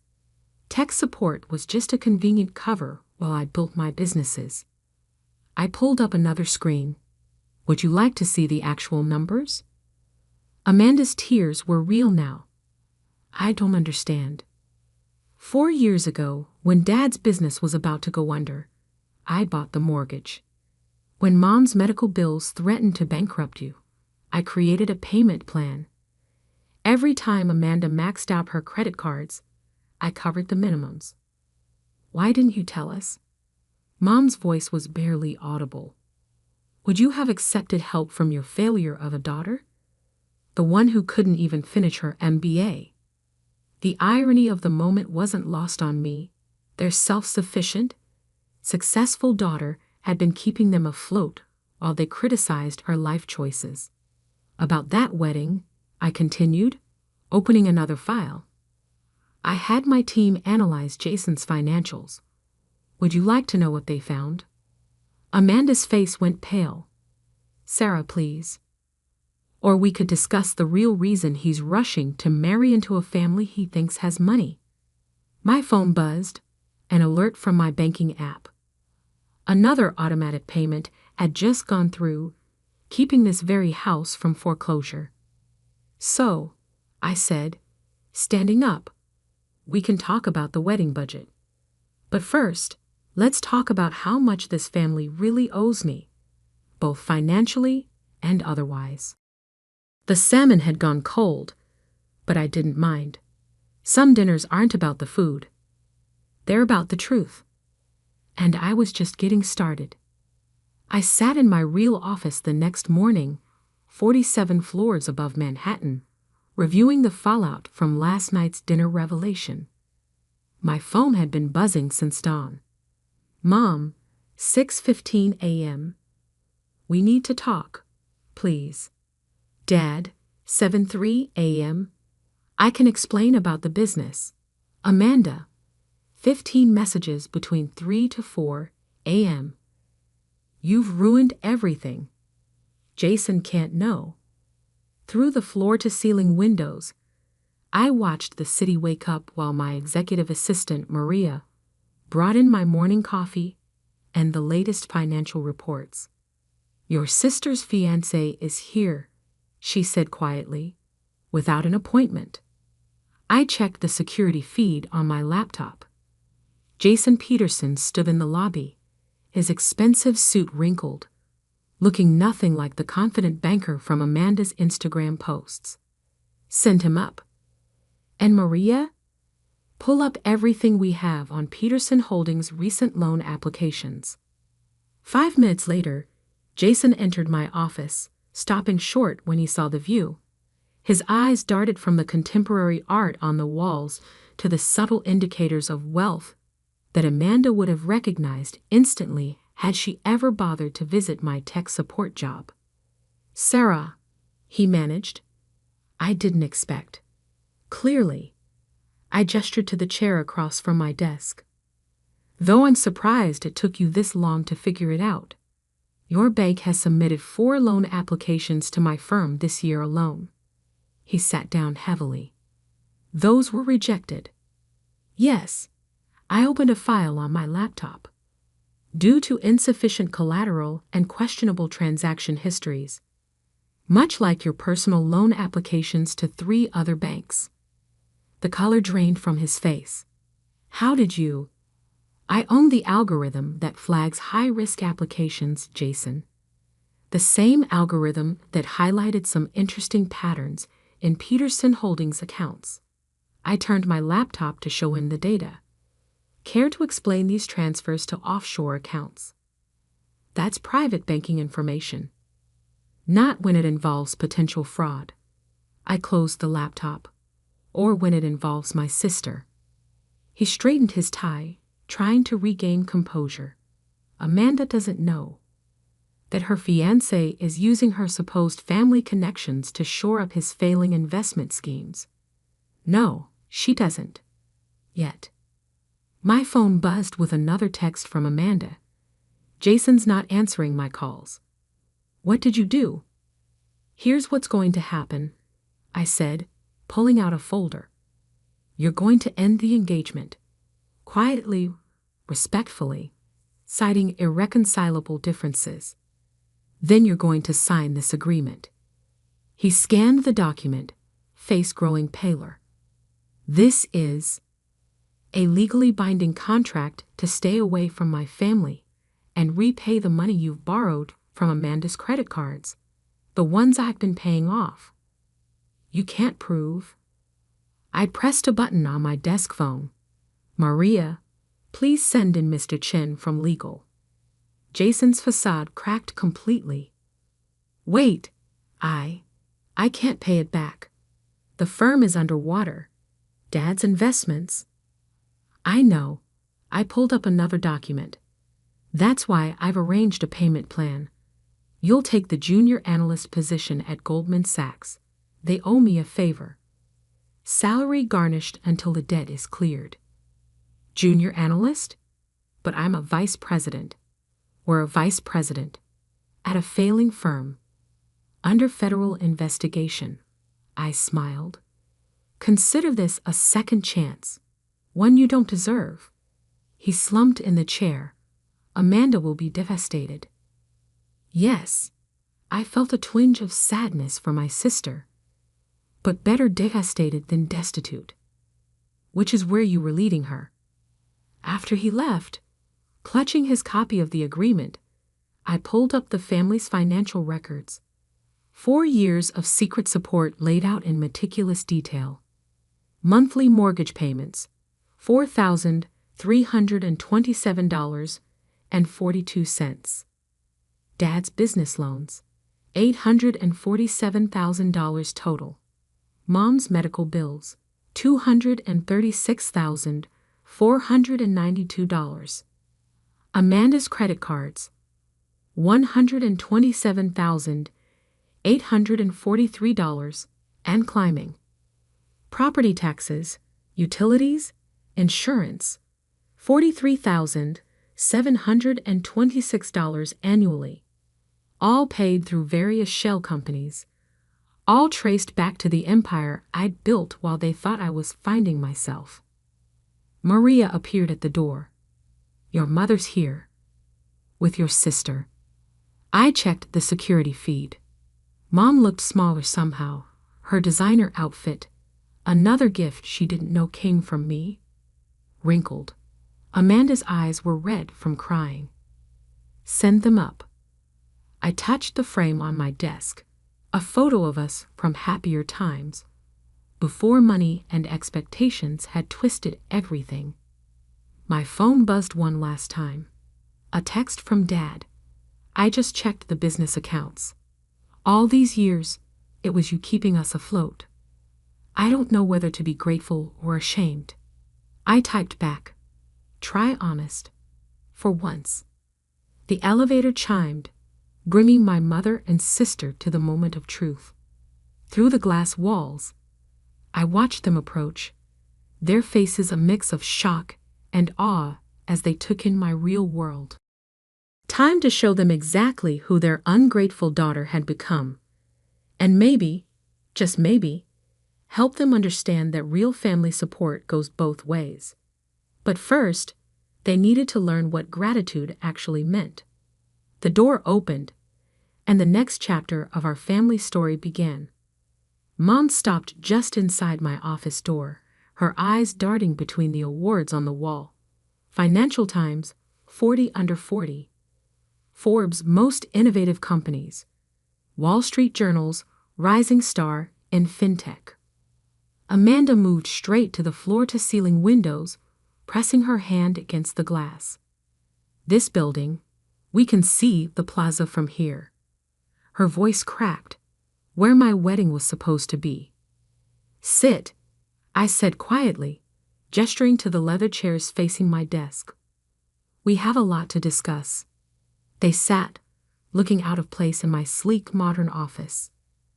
Mom clutched her Hermes bag, last year's Christmas gift from me, though she thought it came from Dad. Jason came to see me, I started. Amanda's head snapped up. He won't answer my calls. What did you do? Showed him the consequences of fraud. I opened a folder. These are copies of the credit card statements he forged your signature on. The unauthorized loans. The offshore accounts. Mom reached for the documents with trembling hands. But his family, the Petersons, are under federal investigation. I pulled up the latest SEC filing on my laptop. Peterson Holdings has been running a sophisticated Ponzi scheme.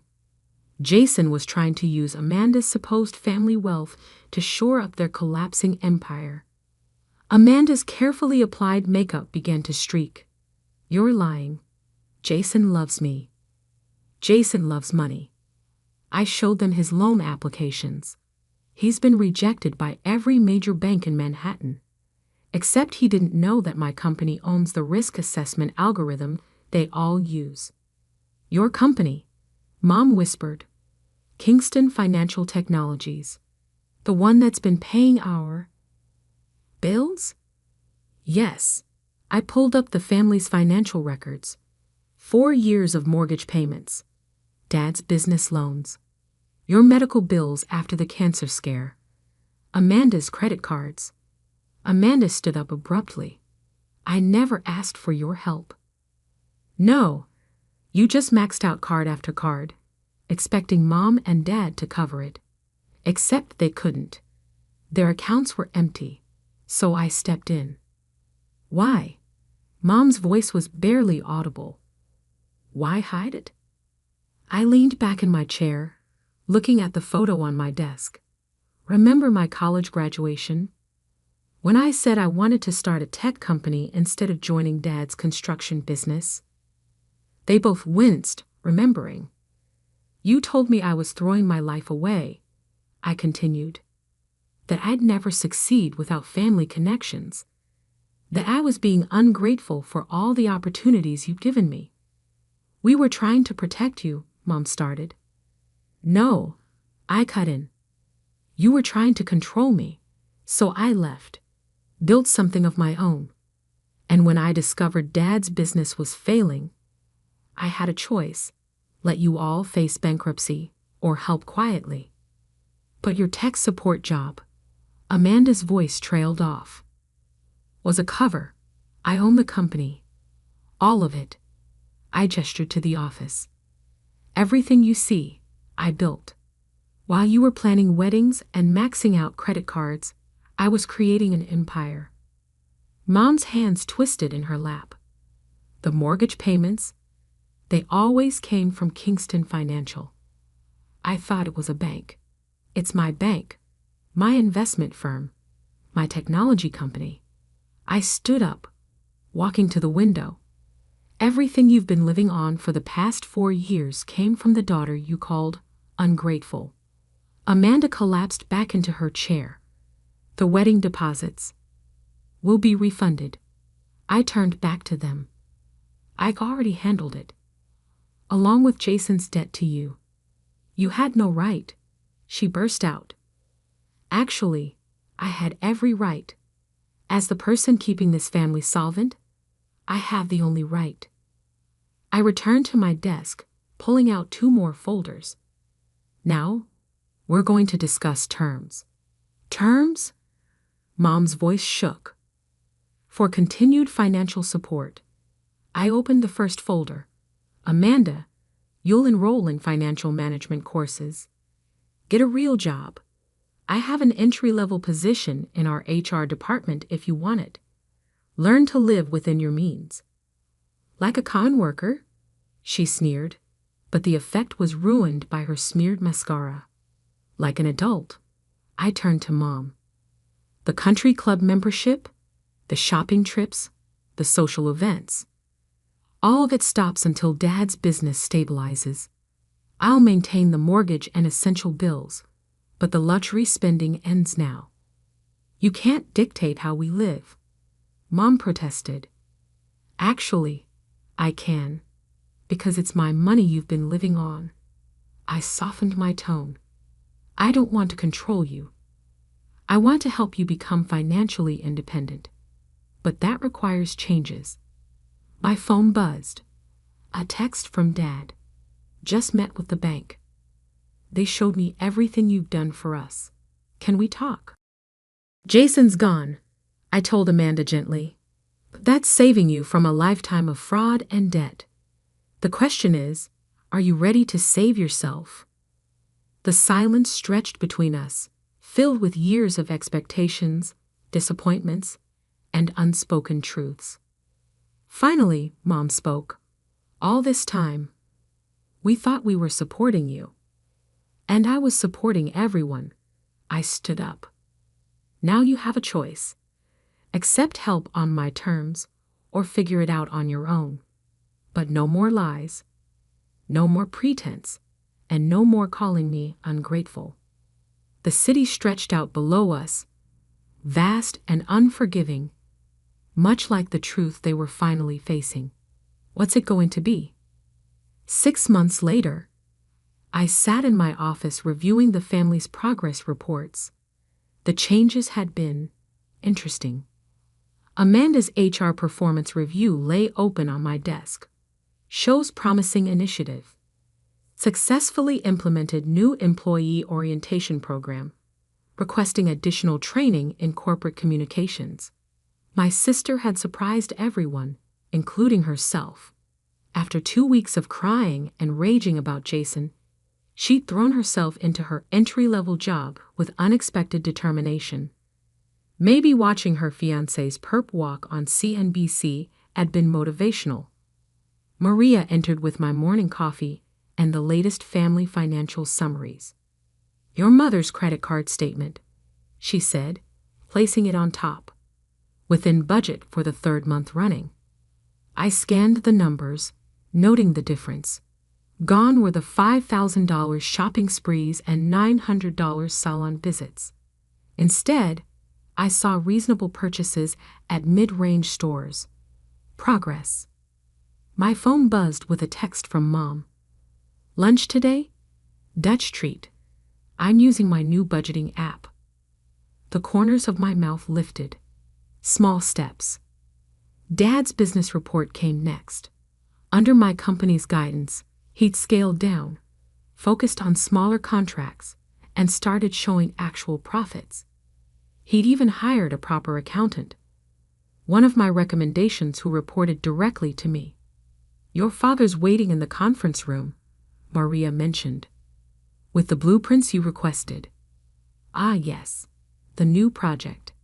I found Dad spreading construction plans across the conference table. He looked different now. Less artificial polish, more genuine competence. "Sarah," he straightened up. "I've reviewed the community center plans. If we adjust the materials here and here," he pointed to specific sections, "we can keep the quality, but reduce costs by 15%. Good. I studied the modifications, because this project matters. The Kingston Community Financial Education Center would offer free financial literacy classes, startup mentoring, and small business support. Funded by my company, built by Dad's, and, ironically, partially staffed by Amanda's HR team. I was wrong," Dad said suddenly, "about everything. The way we treated you, the things we said." "Dad." "No, let me finish." He turned to face me fully. "We were so caught up in appearances, in what we thought success looked like, that we couldn't see real success when it was right in front of us." Through the conference room glass, I could see Amanda leading a training session in the adjacent room. She traded her designer clothes for professional attire she'd actually paid for herself. The engagement ring was gone, replaced by a quiet confidence that suited her better. My phone buzzed again. "Mom, found a great consignment shop. Selling my old designer stuff. Financial literacy class tonight. Don't want to be late." "The family's changing," Dad noted, watching me read the text. "They had to. I gathered the blueprints, but so did I." He raised an eyebrow. "I was so focused on proving you all wrong, on building something bigger than your expectations, that I forgot about building relationships." I smiled slightly.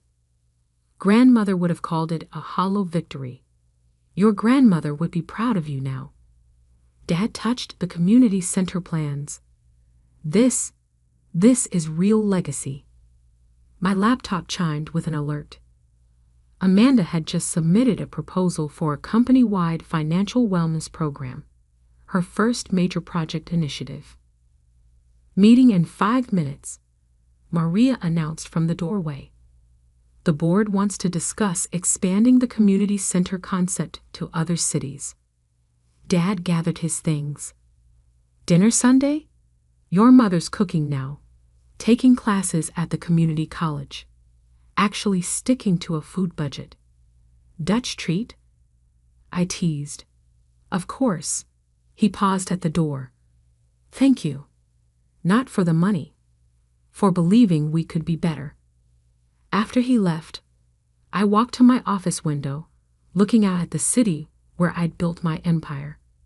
The plaza was visible in the distance, no longer a symbol of Amanda's shattered wedding dreams, but just another building in a skyline full of possibilities. My phone lit up with a group text. Amanda, got my first performance bonus. Small, but I earned it. Mom, so proud of you, honey.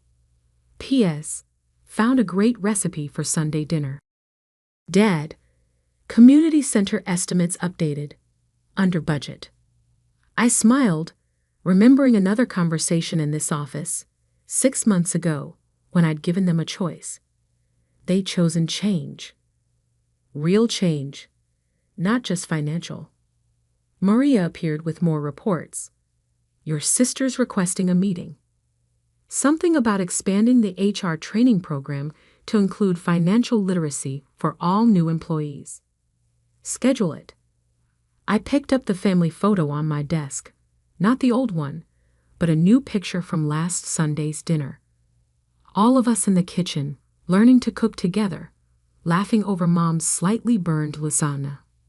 The empire I'd built was important, but watching my family rebuild themselves, that was priceless. My phone buzzed one last time. A text from Amanda. Quick question about the wellness program budget, and thanks for everything. I typed back. That's what family's for, when they're ready to learn. Outside, the city hummed with energy, full of people chasing success. But real success, I'd learned, wasn't just about proving people wrong. It was about giving them the chance to prove themselves right, even if it took a few hard lessons along the way. Outside, the city hummed with energy, full of people chasing success.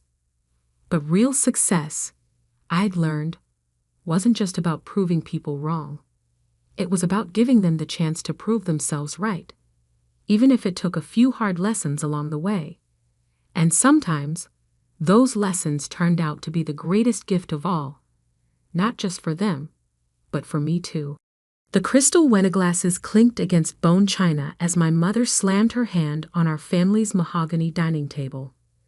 $50,000 is nothing to you. How dare you refuse to pay for your sister Amanda's dream wedding?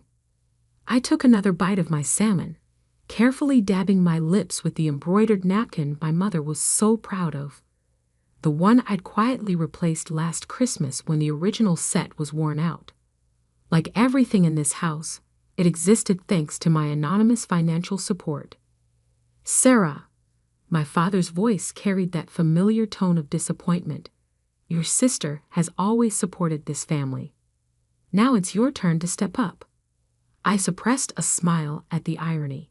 If they only knew about the monthly transfers that kept their lights on, their cars running, and this very roof over their heads. Amanda sat across from me, tears strategically welling in her eyes.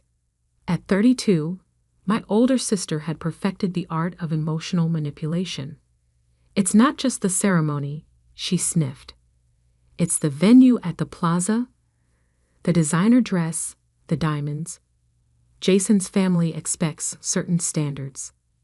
Jason, her investment banker fiancé who, unknown to my family, had already been turned down for loans by 3 banks I consulted for.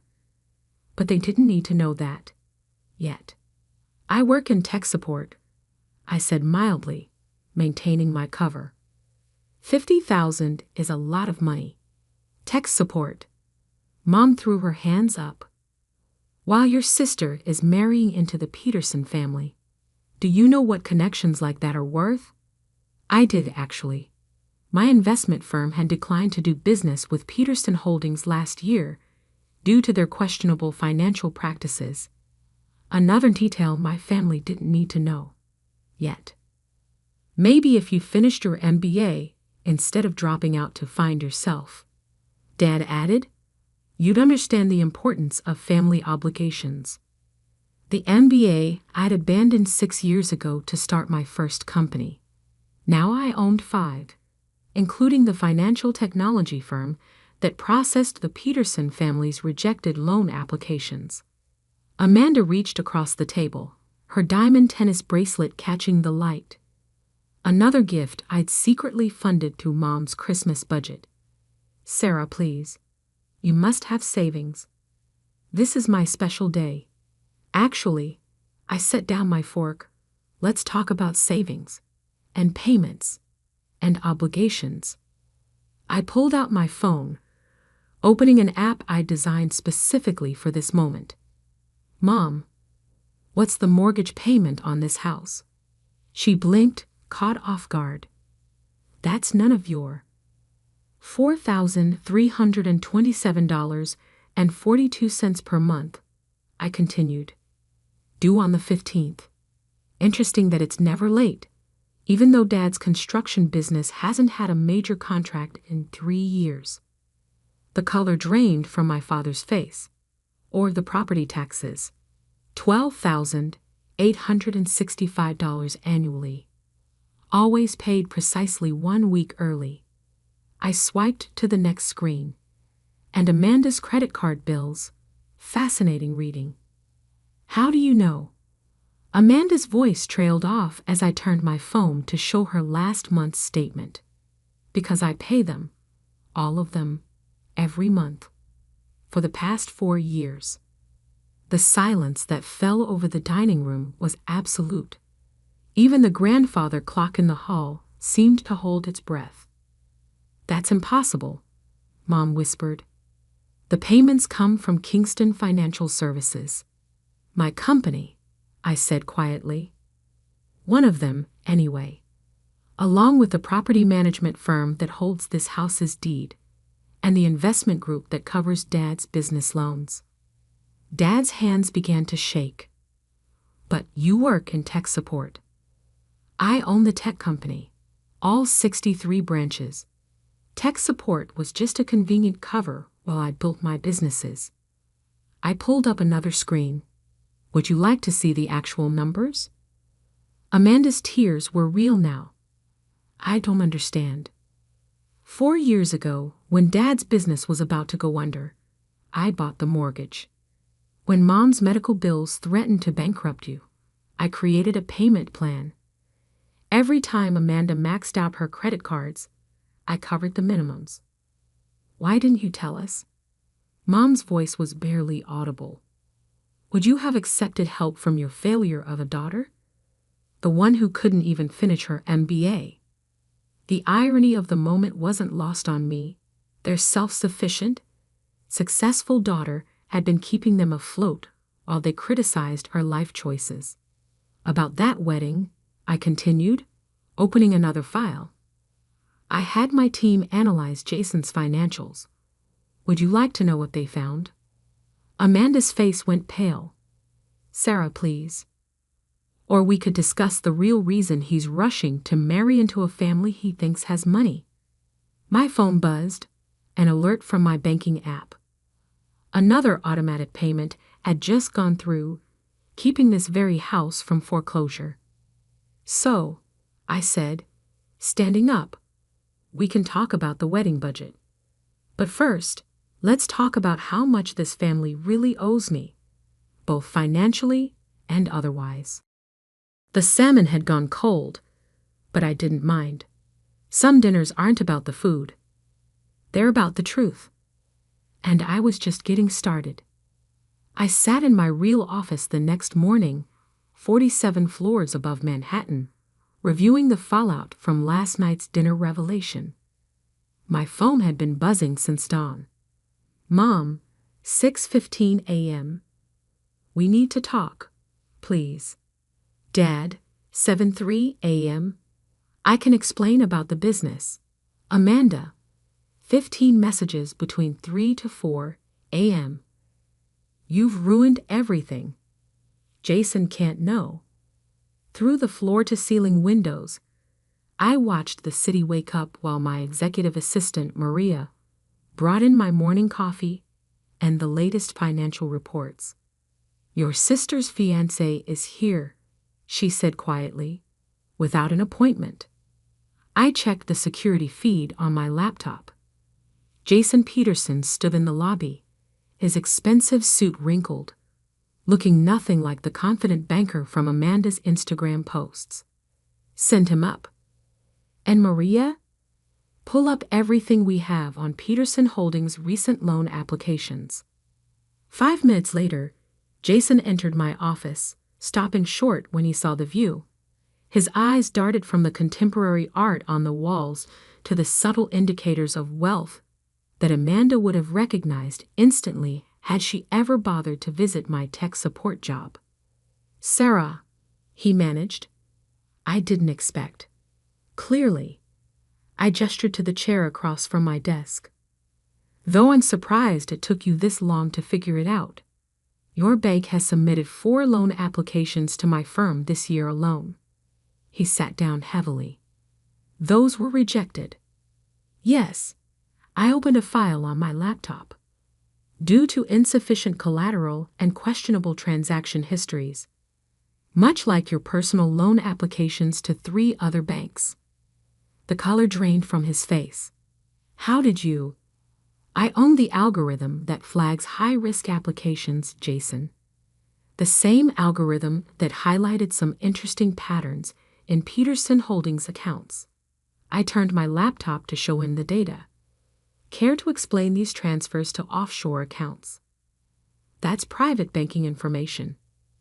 Not when it involves potential fraud." I closed the laptop. "Or when it involves my sister." He straightened his tie, trying to regain composure. "Amanda doesn't know that her fiancé is using her supposed family connections to shore up his failing investment schemes. No, she doesn't. Yet." My phone buzzed with another text from Amanda. "Jason's not answering my calls. What did you do?" "Here's what's going to happen," I said, pulling out a folder. "You're going to end the engagement. Quietly, respectfully, citing irreconcilable differences. Then you're going to sign this agreement." He scanned the document, face growing paler. "This is a legally binding contract to stay away from my family and repay the money you've borrowed from Amanda's credit cards, the ones I've been paying off. You can't prove—" I pressed a button on my desk phone.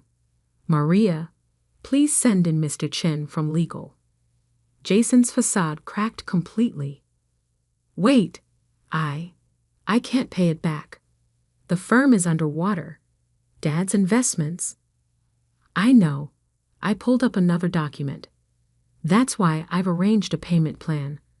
You'll take the junior analyst position at Goldman Sachs. They owe me a favor. Salary garnished until the debt is cleared." "Junior analyst? But I'm a vice president." "Or a vice president. At a failing firm.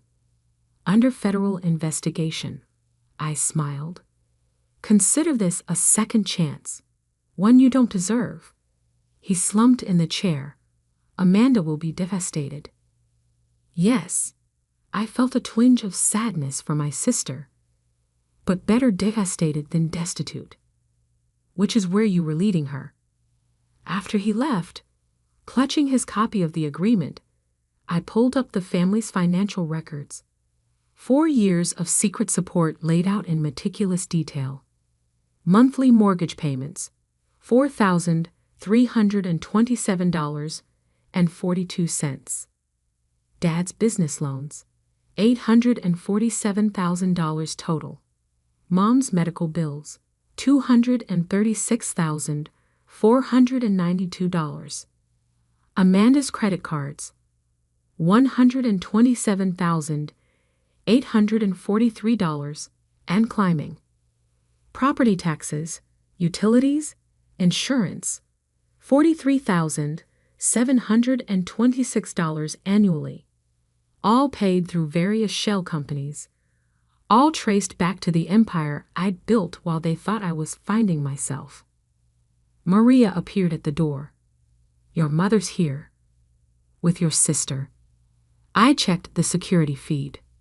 Mom looked smaller somehow. Her designer outfit, another gift she didn't know came from me, wrinkled. Amanda's eyes were red from crying. Send them up. I touched the frame on my desk, a photo of us from happier times, before money and expectations had twisted everything. My phone buzzed one last time. A text from Dad. I just checked the business accounts. All these years, it was you keeping us afloat. I don't know whether to be grateful or ashamed. I typed back. Try honest. For once. The elevator chimed, bringing my mother and sister to the moment of truth. Through the glass walls, I watched them approach, their faces a mix of shock and awe as they took in my real world. Time to show them exactly who their ungrateful daughter had become. And maybe, just maybe, help them understand that real family support goes both ways. But first, they needed to learn what gratitude actually meant. The door opened, and the next chapter of our family story began. Mom stopped just inside my office door, her eyes darting between the awards on the wall. Financial Times, 40 under 40. Forbes' Most Innovative Companies. Wall Street Journal's Rising Star in FinTech. Amanda moved straight to the floor-to-ceiling windows, pressing her hand against the glass. This building, we can see the plaza from here. Her voice cracked, where my wedding was supposed to be. Sit, I said quietly, gesturing to the leather chairs facing my desk. We have a lot to discuss. They sat, looking out of place in my sleek modern office. Mom clutched her Hermes bag, last year's Christmas gift from me, though she thought it came from Dad. Jason came to see me, I started. Amanda's head snapped up. He won't answer my calls. What did you do? Showed him the consequences of fraud. I opened a folder. These are copies of the credit card statements he forged your signature on. The unauthorized loans. The offshore accounts. Mom reached for the documents with trembling hands. But his family, the Petersons, are under federal investigation. I pulled up the latest SEC filing on my laptop. Peterson Holdings has been running a sophisticated Ponzi scheme. Jason was trying to use Amanda's supposed family wealth to shore up their collapsing empire. Amanda's carefully applied makeup began to streak. You're lying. Jason loves me. Jason loves money. I showed them his loan applications. He's been rejected by every major bank in Manhattan. Except he didn't know that my company owns the risk assessment algorithm they all use. Your company, Mom whispered. Kingston Financial Technologies. The one that's been paying our bills? Yes. I pulled up the family's financial records. 4 years of mortgage payments. Dad's business loans. Your medical bills after the cancer scare.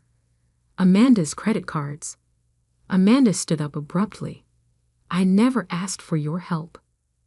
No, you just maxed out card after card, expecting Mom and Dad to cover it. Except they couldn't. Their accounts were empty, so I stepped in. Why? Mom's voice was barely audible. Why hide it? I leaned back in my chair, looking at the photo on my desk. Remember my college graduation? When I said I wanted to start a tech company instead of joining Dad's construction business? They both winced, remembering. You told me I was throwing my life away, I continued. That I'd never succeed without family connections. That I was being ungrateful for all the opportunities you'd given me. We were trying to protect you, Mom started. No, I cut in. You were trying to control me, so I left. Built something of my own.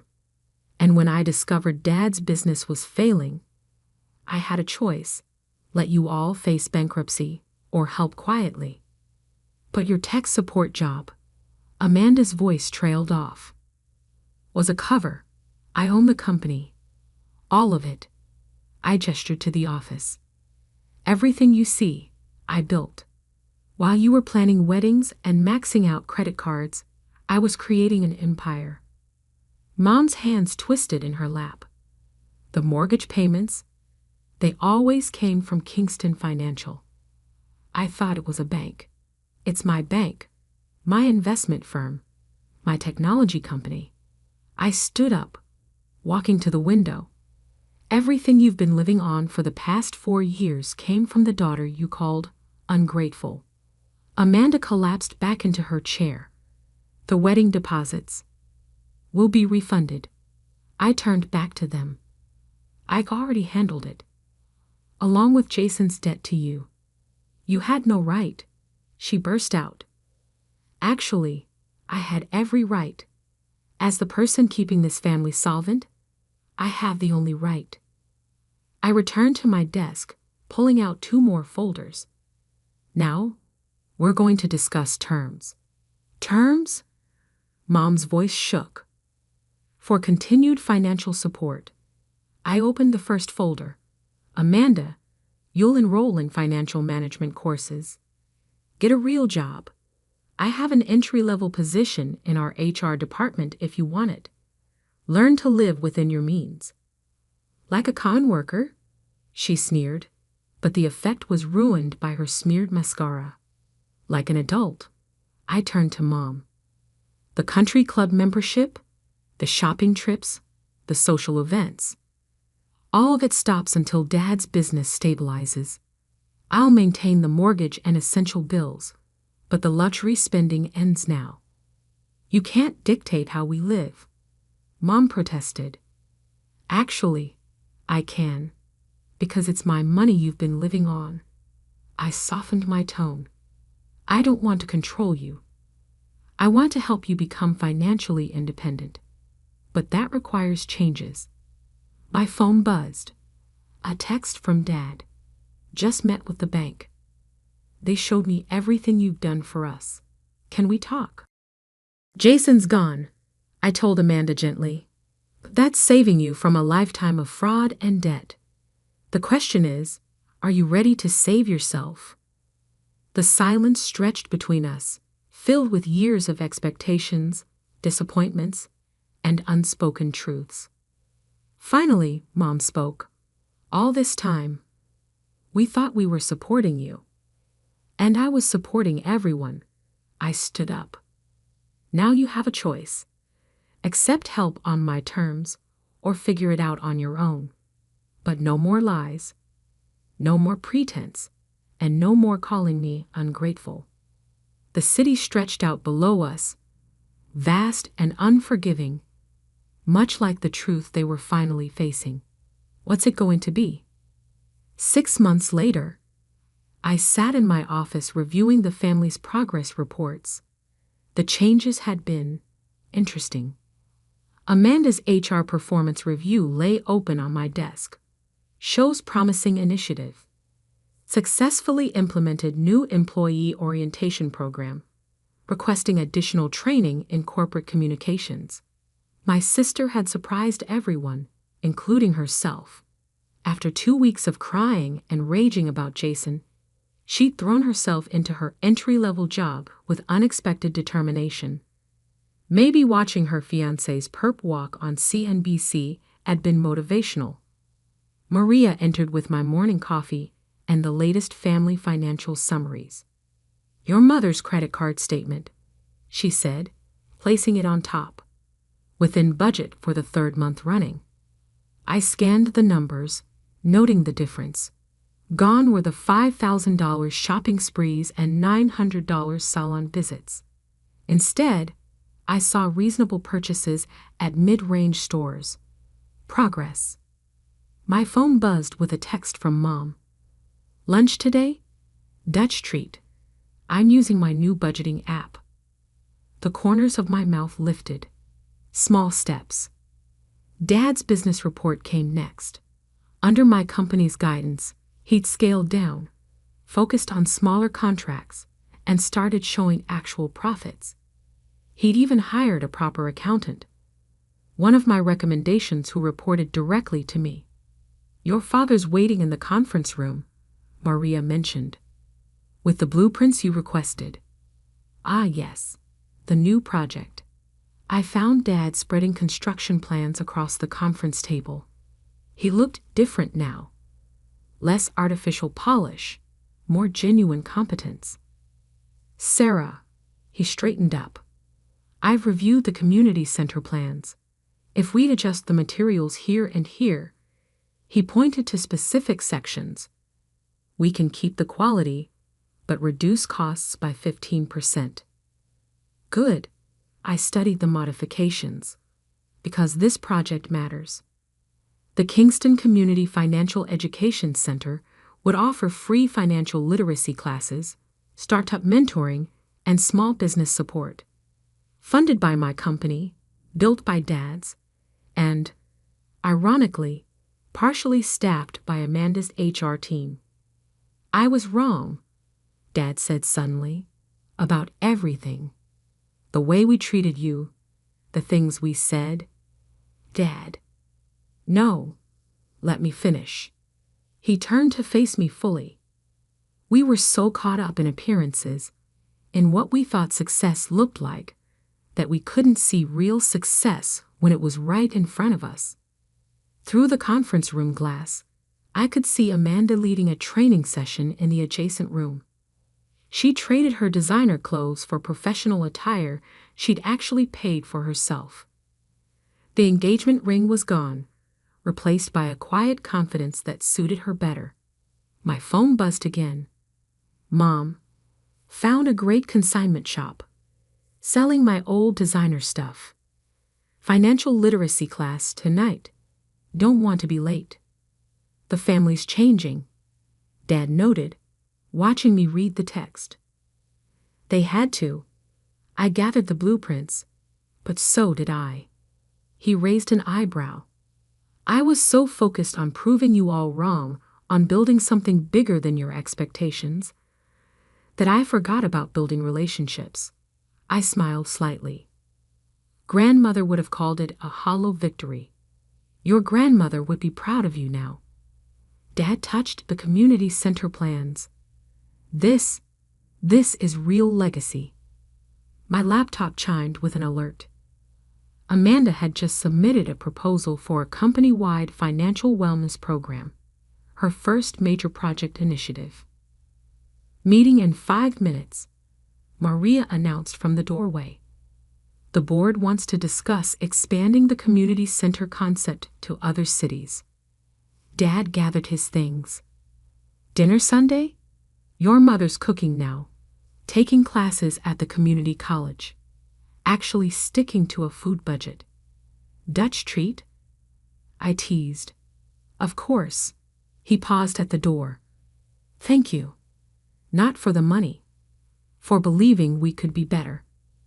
After he left, I walked to my office window, looking out at the city where I'd built my empire. The plaza was visible in the distance, no longer a symbol of Amanda's shattered wedding dreams, but just another building in a skyline full of possibilities. My phone lit up with a group text. Amanda. Got my first performance bonus. Small. But I earned it.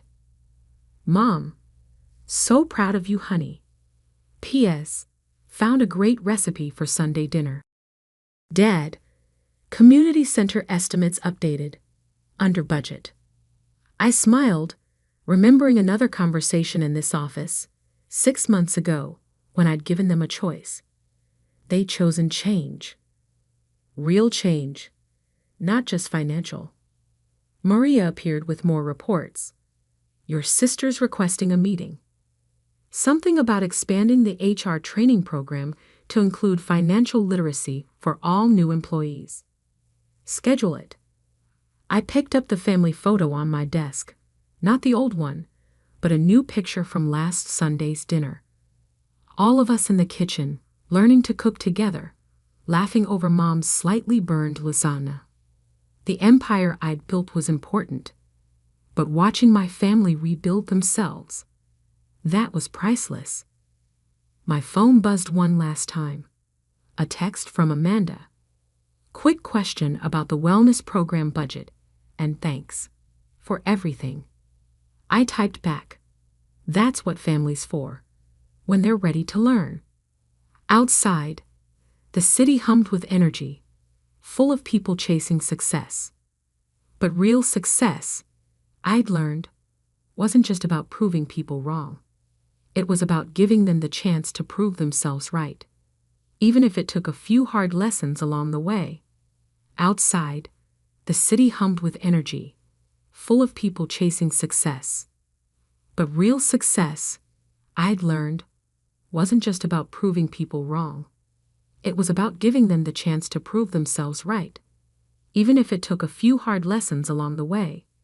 And sometimes, those lessons turned out to be the greatest gift of all, not just for them, but for me too. I never meant to destroy Christmas. But when you discover your father has another family hidden away in Denver, timing becomes secondary to truth. The photos sat in my laptop bag all through dinner, burning a hole in my conscience while Mom made excuses for his empty chair. "Robert's flight got delayed in Denver again," she said, passing the honey-glazed ham to my sister Emma. "You know how business trips are this time of year." I did know. I knew exactly how many business trips Dad had taken to Denver over the past 5 years. 78. I knew because I'd tracked every flight, every hotel charge, and every carefully hidden bank transfer since I started working at Morgan Stanley's forensic accounting division. The truth started with a simple database cross-reference. I was running a standard audit on corporate housing expenses when his name appeared. Robert Preston, Regional Director at Apex Technologies. 2 addresses, 2 sets of dependents, 2 lives, perfectly balanced like his accounting books. "Sarah?" Mom's voice pulled me back. "Would you like more potatoes?" I looked at her face, still beautiful at 56, carefully made up for a husband who wouldn't show until later, if he showed at all. "No thanks, Mom. I'm good." Emma shot me a look across the table. She knew something was wrong. We'd always been close, despite the 3-year age gap. When Dad missed her college graduation for a critical board meeting, I was the one who held her while she cried. "He'll be here by dessert," Mom announced to no one in particular. "He always makes it for dessert." The Christmas tree lights twinkled in the corner, casting shadows on the family photos lining our mantel. Happy snapshots of vacations, graduations, orchestrated moments of perfect family harmony. All lies. "Actually," I said, reaching for my bag, "we should talk about Dad's trips to Denver." Mom's fork paused halfway to her mouth. "What about them?" I pulled out the folder I'd compiled. 5 years of credit card statements, property records, and school registration forms. On top lay the photo that had confirmed everything. Dad at a backyard barbecue, his arm around a blonde woman maybe 10 years younger than Mom. 3 kids, all under 12, clustered around them. Everyone smiling. Everyone home. "Sarah," Emma warned, seeing my hand move toward the evidence. "Maybe not now." But I was done waiting. Done watching Mom make excuses. Done pretending we didn't all feel the hollow space where a father should be. "His flight isn't delayed," I said quietly. "He's having Christmas morning with his other family." The silence that followed felt like glass about to shatter. Mom's hands trembled slightly as she set down her wine glass. "What are you talking about?" I placed the photo on the table between the turkey and cranberry sauce. Emma's sharp intake of breath seemed to echo off the walls. Mom didn't move, didn't blink, just stared at the image of her husband's other life laid bare between the Christmas china. "They live at 1542 Aspen Grove Drive," I continued, my voice steady despite the chaos in my chest. "The kids are Marcus, age 11, Sophie, age 9, and Lily, age 6. Their mother's name is Jennifer." Dad bought the house 5 years ago under an LLC. Stop. Mom's voice cracked. Just stop. He's been transferring $8,000 monthly from a hidden account at First Colorado Bank. The kids attend Denver Preparatory Academy. Annual tuition is $32,000 each. Emma reached for Mom's hand, but she pulled away, still staring at the photo. How long have you known?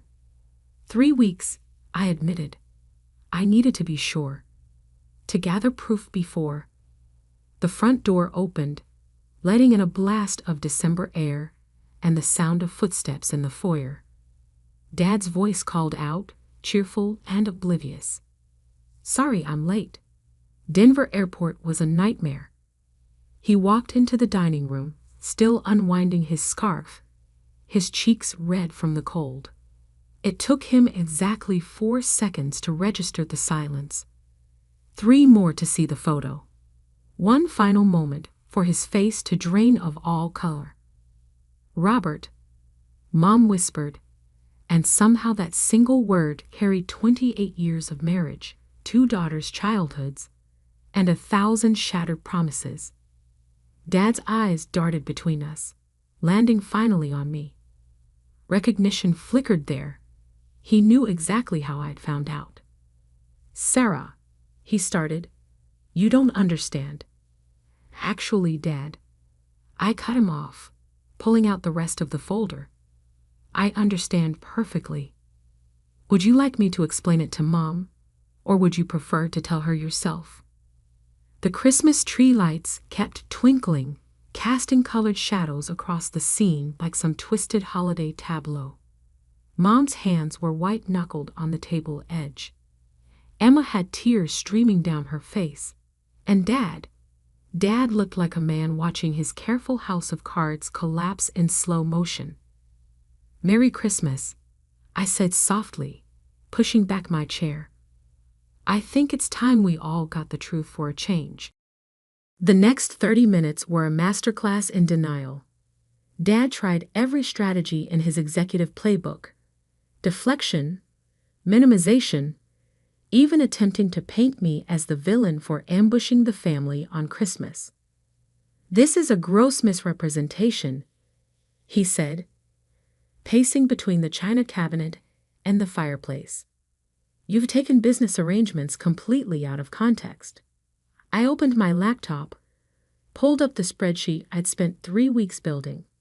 Let's talk context then. May 15th, 2018. You purchased a 5-bedroom house in Denver's Cherry Creek neighborhood. Purchase price: $1.2 million. Down payment traced to an offshore account in the Cayman Islands. Mom's wine glass shook as she poured herself a 3rd helping. Emma had moved to sit beside her, one hand on her shoulder. That's company property, Dad snapped. A corporate investment. June 2018. I continued. You registered Marcus, Sophie, and Lily at Denver Preparatory Academy. Emergency contact listed as Jennifer Preston. Relationship. Mother, your relationship. Father. He stopped pacing. You accessed private school records? I accessed everything, Dad. That's what I do for a living, remember?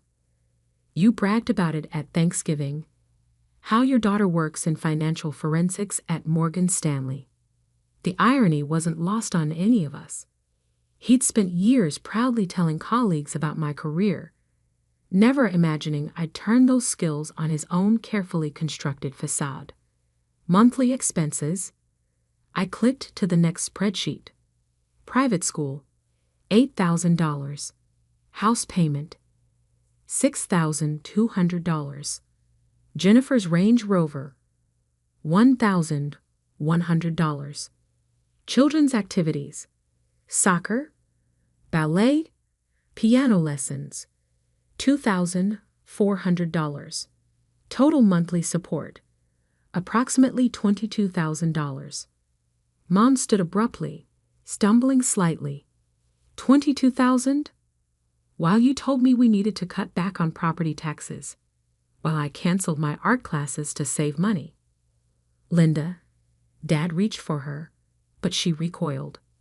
Don't touch me. Her voice was ice. How long? Linda? How long? Dad's shoulders sagged. 6 years. I met Jennifer at a technology conference in Vegas. Emma made a sound like she'd been punched. 6 years. She'd been a senior in high school. While she was applying to colleges, stressed about tuition, our father had been starting a second family. The kids? Mom whispered. They're really yours. Dad nodded slowly. The confirmation seemed to drain what little color remained in Mom's face. I pulled up another document. I have the birth certificates. All 3 list you as the father. You were in the delivery room for each one. Hospital records show you listed your employer's platinum insurance as primary coverage. You used our family health insurance for them. Mom's laugh was hollow. Of course you did. Why not? What's one more lie? I hadn't planned to show them everything tonight, but seeing Dad still trying to squirm out of the truth made something snap inside me. I clicked one final time, bringing up the email archive. September 2020. I read. From you to Jennifer.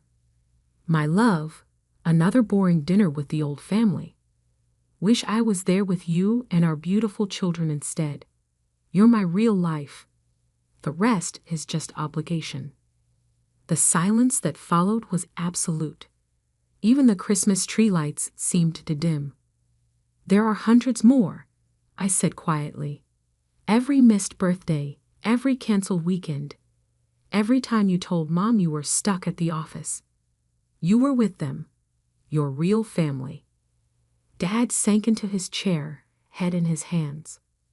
The carefully groomed executive facade crumbled, leaving just a man who'd finally run out of lies. Emma spoke for the first time since the revelation. The house in Cape Cod, the one you said we couldn't afford to keep. Did that money go to them too? I nodded. He sold it in 2021. The proceeds were transferred to a trust fund for Marcus, Sophie, and Lily. Our summer house? Mom's voice cracked. Where we spent every August since the girls were babies. That house? I had obligations, Dad muttered. Financial commitments. To your real family, I finished. We remember. Mom stood again, steadier this time. She walked to the mantel, picked up our last family photo, taken at Emma's college graduation. Dad had left immediately after, claiming a red-eye flight to London. Where were you really that night? She asked. After Emma's graduation? Dad wouldn't meet her eyes. I pulled up the travel records. Sophie's dance recital. You flew to Denver on the 9:40 p.m. United flight. Mom set the photo face down. Get out. Linda, please. Get out. Each word was precisely enunciated, sharp as icicles. Take your obligations and your real family and get out of my house. Dad looked around desperately, but found no allies. Emma was crying silently. I sat behind my laptop, evidence of his betrayal glowing on screen. Mom had already turned away, staring out the window at the falling snow. He stood slowly, retrieved his coat and scarf. At the dining room doorway, he paused. Sarah, he said, you had no right. Actually, I cut him off. I had every right. And there's more you should know about those offshore accounts. But I think that conversation should happen with the forensic auditors present. He paled again, turned, and fled. The front door closed with a final click. In the sudden quiet, Mom whispered, "Show me everything." So I did. The days after Christmas unfolded like a financial thriller. Once Mom gave me permission to show everything, the true scope of Dad's deception emerged. I brought in my colleague Marcus from Morgan Stanley's forensic team, and we transformed our dining room into an investigation headquarters. Your father was clever, Marcus said, spreading documents across the table where Christmas dinner had imploded just days ago. But he made classic mistakes, got sloppy with the timing of transfers, started mixing personal and corporate accounts. Mom sat rigidly in her chair, absorbing each new revelation. The diamond tennis bracelet Dad gave her last anniversary, purchased the same day he bought Jennifer a Range Rover. The business trip to Paris.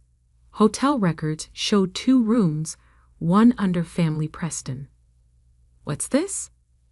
Emma pointed to a recurring transfer pattern. College funds, I explained. He's been moving $5,000 monthly into 529 plans for each of the Denver kids. Meanwhile, Emma, remember when he said he couldn't contribute to your graduate school applications? Emma's face hardened, because it would build character to do it on my own. He spent $180,000 on their future education, Marcus confirmed, while deliberately undermining yours. The doorbell rang at 3:15 p.m. Dad's attorney, Philip Whitman, stood on our porch, looking uncomfortable in the December chill. Mrs. Preston, he nodded to Mom. I'm here to discuss terms. I stepped forward. Actually, you're here to listen. I've already forwarded evidence of financial misconduct to the SEC. Dad's been using corporate resources to fund his second family for years. Whitman's professional mask slipped slightly. That's a serious accusation. It's not an accusation, Marcus interrupted, holding up a USB drive. It's documented fact. Your client has commingled personal and corporate funds, misappropriated company benefits, and potentially committed tax fraud across state lines. We're prepared to offer a generous settlement. Mom found her voice. Generous?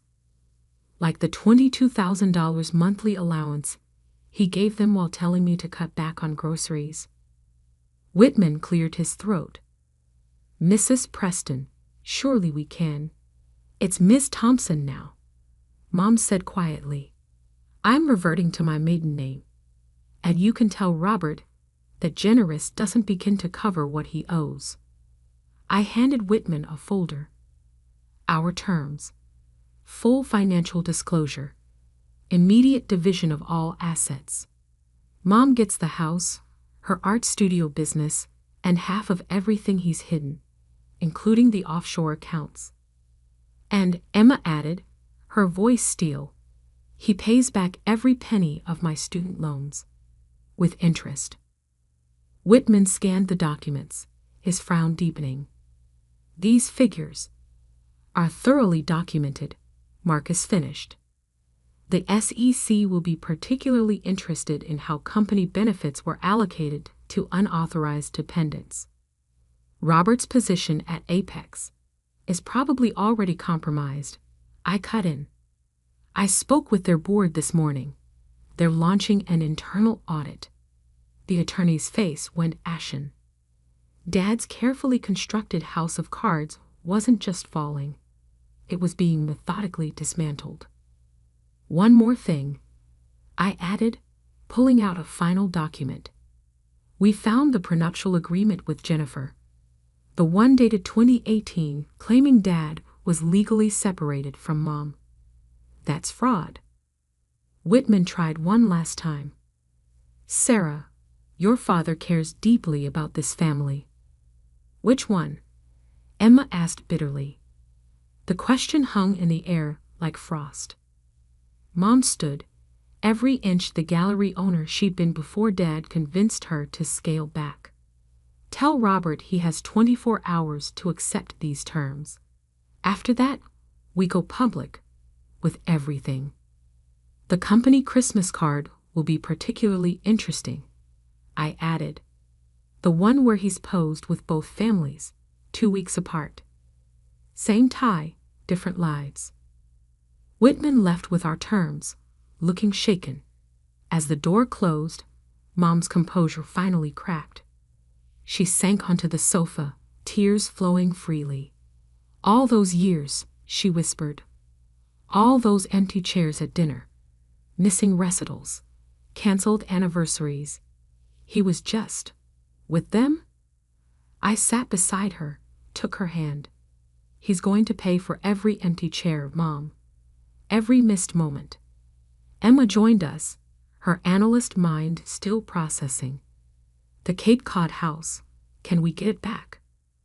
Marcus, packing up his files, paused. It's actually still on the market. The Denver family never moved in. Too far from their lives, I guess. Mom wiped her eyes, straightened her spine. Then that's the first thing. We're getting our summer house back. And my art studio, she added, voice stronger. No more scaling back. No more pretending to be less to protect his lies. The Christmas tree still stood in the corner, but it didn't seem to mock us anymore. The empty space where Dad's presence had been felt less like loss and more like freedom. My phone buzzed. A text from Dad. You've destroyed everything. I showed it to Mom and Emma. We looked at each other, then started laughing. Not gentle laughter. The kind that comes when truth finally breaks through decades of lies. I typed back. No, Dad. You destroyed everything. I just brought receipts. Then I blocked his number and turned back to my family, the real one, the one worth fighting for. Now, I said, pulling up the Cape Cod real estate listings. Let's talk about summer plans. 6 months later, I sat on the deck of our reclaimed Cape Cod house, watching Mom teach her first beachfront art class. 8 students followed her brush strokes, capturing the sunset over the Atlantic. Her gallery in Boston had opened in March, funded partly by Dad's generous settlement. My phone buzzed with a news alert. Apex Technologies announces leadership changes amid financial investigation. Dad's carefully curated LinkedIn profile had already been updated. Former regional director. Emma came out carrying 2 glasses of wine, her acceptance letter to Harvard Business School tucked under her arm. Did you see? She asked, settling into the Adirondack chair beside me. Jennifer's listed their Denver house for sale.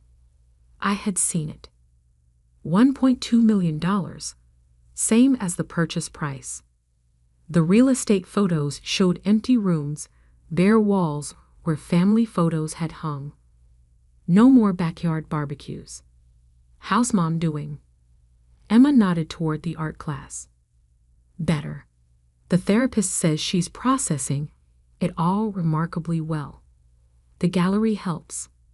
Being able to create again, to have her own income, it's given her back her power. We watched as Mom demonstrated a technique for capturing light on water. Her laugh carried across the beach, genuine and free. No more forced smiles at empty chairs.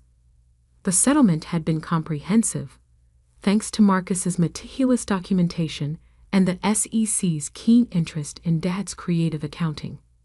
Mom got the house, half of all assets, including those carefully hidden offshore accounts, and a substantial monthly support structure that dwarfed what he'd been sending to Denver.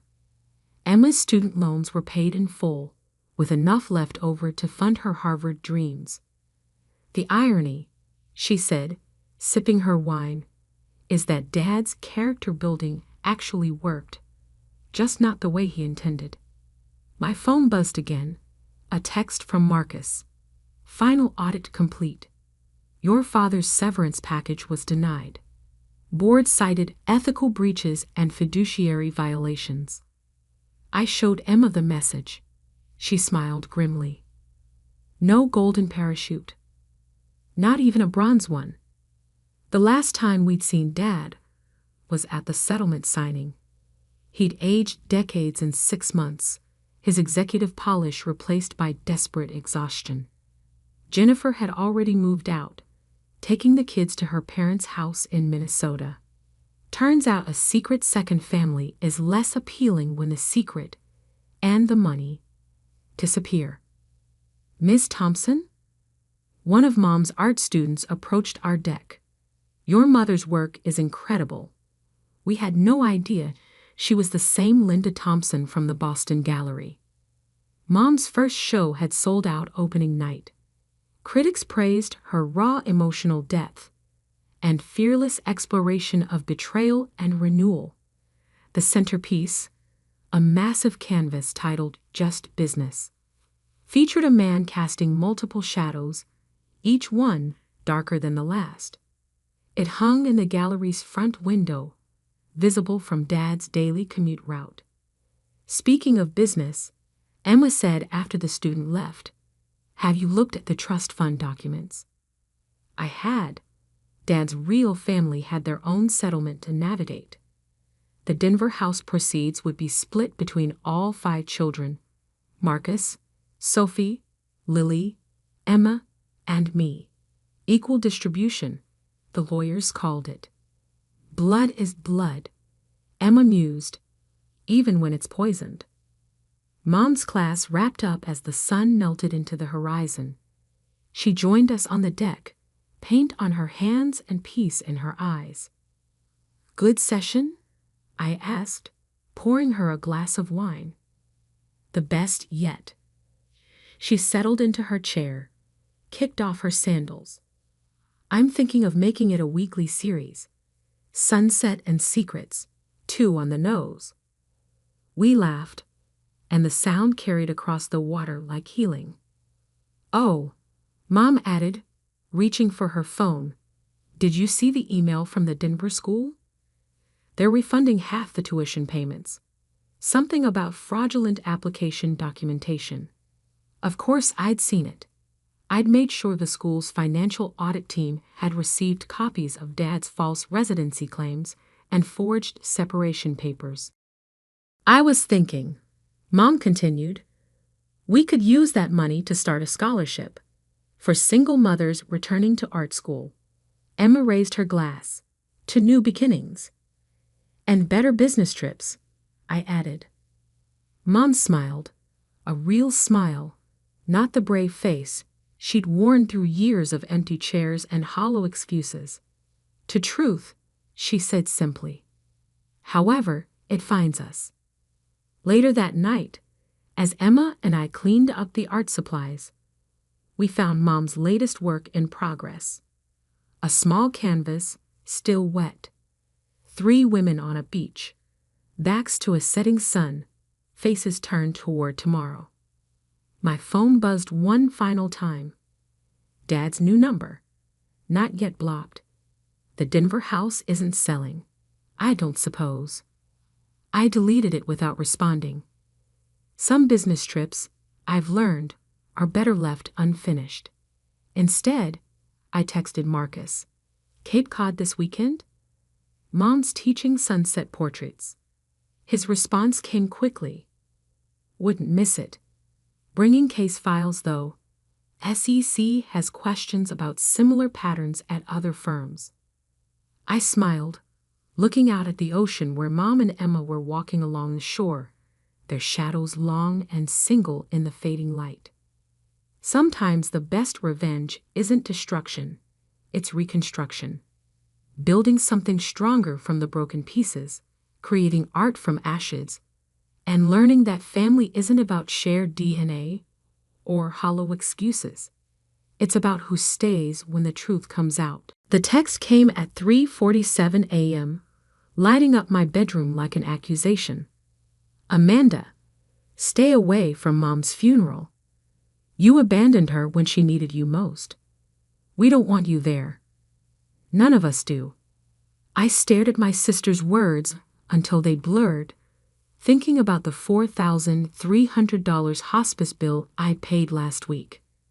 the specially ordered hospital bed in Mom's room that cost $12,000.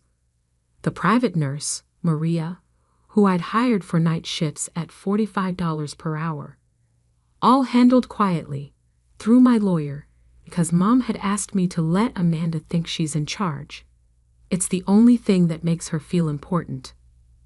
My phone buzzed again. Amanda. Don't bother responding. Just know you're not welcome. You made your choice when you moved to Chicago and left us to care for her. I got out of bed and walked to my home office, unlocking the bottom drawer of my filing cabinet. Inside was a folder labeled Mom, 2023. Every payment, every medical record, every late-night call with her doctors, documented and dated. The truth was, I hadn't abandoned anyone. I just learned to love my mother from a distance that kept Amanda's toxicity at bay. Ms. Davidson.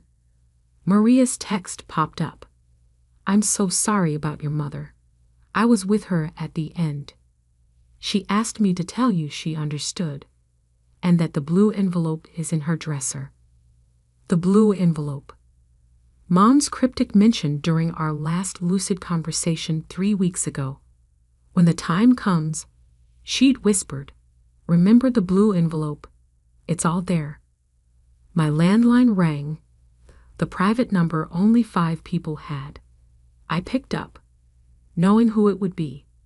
Catherine, Howard Brennan's familiar voice, my mother's lawyer for 30 years. She passed an hour ago, peacefully. I know, I said quietly. Amanda's already banned me from the funeral. He made a sound between a sigh and a snort. Yes, well, about that. Your mother left very specific instructions. The blue envelope, in her dresser? You knew. She mentioned it. What's inside? I can't say yet. But be at Morgan Brothers' funeral home tomorrow at 2 p.m. Don't engage with Amanda. Don't argue. Just be there. I looked at the stack of medical bills on my desk. 5 years of quietly handling everything while Amanda posted Facebook updates about being Mom's devoted caregiver and telling relatives how I'd abandoned the family. Howard, I said, I've been hiding my involvement because Mom asked me to, protecting Amanda's ego. Maybe it's time. Wait, he cut me off. Your mother knew exactly what she was doing. Trust her plan. After hanging up, I opened my laptop and clicked through photos from the last 5 years. Mom and me at her favorite cafe, taken during my business trips to Boston that were really care planning visits. Weekly FaceTime screenshots of us doing crossword puzzles together. The calendar alerts still set for our daily 4 p.m. calls. Amanda had no idea. She thought those calls went to her phone, thanks to the carefully programmed forwarding system I'd set up. Mom hadn't wanted to hurt her, but she'd needed to hear my voice every day. My phone buzzed with another text from Amanda, this time to our family group chat. Making final arrangements for Mom. Small, private funeral tomorrow at 2 p.m. Close family only. Some people who abandoned their mother and only care about inheritance aren't welcome. You know who you are. 3 cousins immediately responded with supportive emojis. Aunt Susan chimed in. You're such a devoted daughter, Amanda. Your mother was so lucky to have you. I added the messages to my documentation folder, then opened my email. Howard had sent the funeral home address and one instruction. Bring ID and the power of attorney documents. At 1:45 p.m. the next day, I parked across from Morgan Brothers' funeral home. Amanda's social media was already active. A selfie of her in black, caption reading, saying goodbye to my beloved mother. Some people won't be here because they couldn't be bothered to care for her, but those who truly loved her will gather today. I watched my relatives arrive. Aunt Susan, Uncle Pete, cousins in their Sunday best. Amanda stood at the door like a bouncer, accepting hugs and sympathy, playing the role of grieving devoted daughter. Maria's car pulled up. She saw me and nodded once. In her hand was a large blue envelope. At precisely 2 p.m., I stepped out of my car. Amanda spotted me immediately, her face darkening. "How dare you?" she hissed, moving to block the entrance. "I told you to stay away."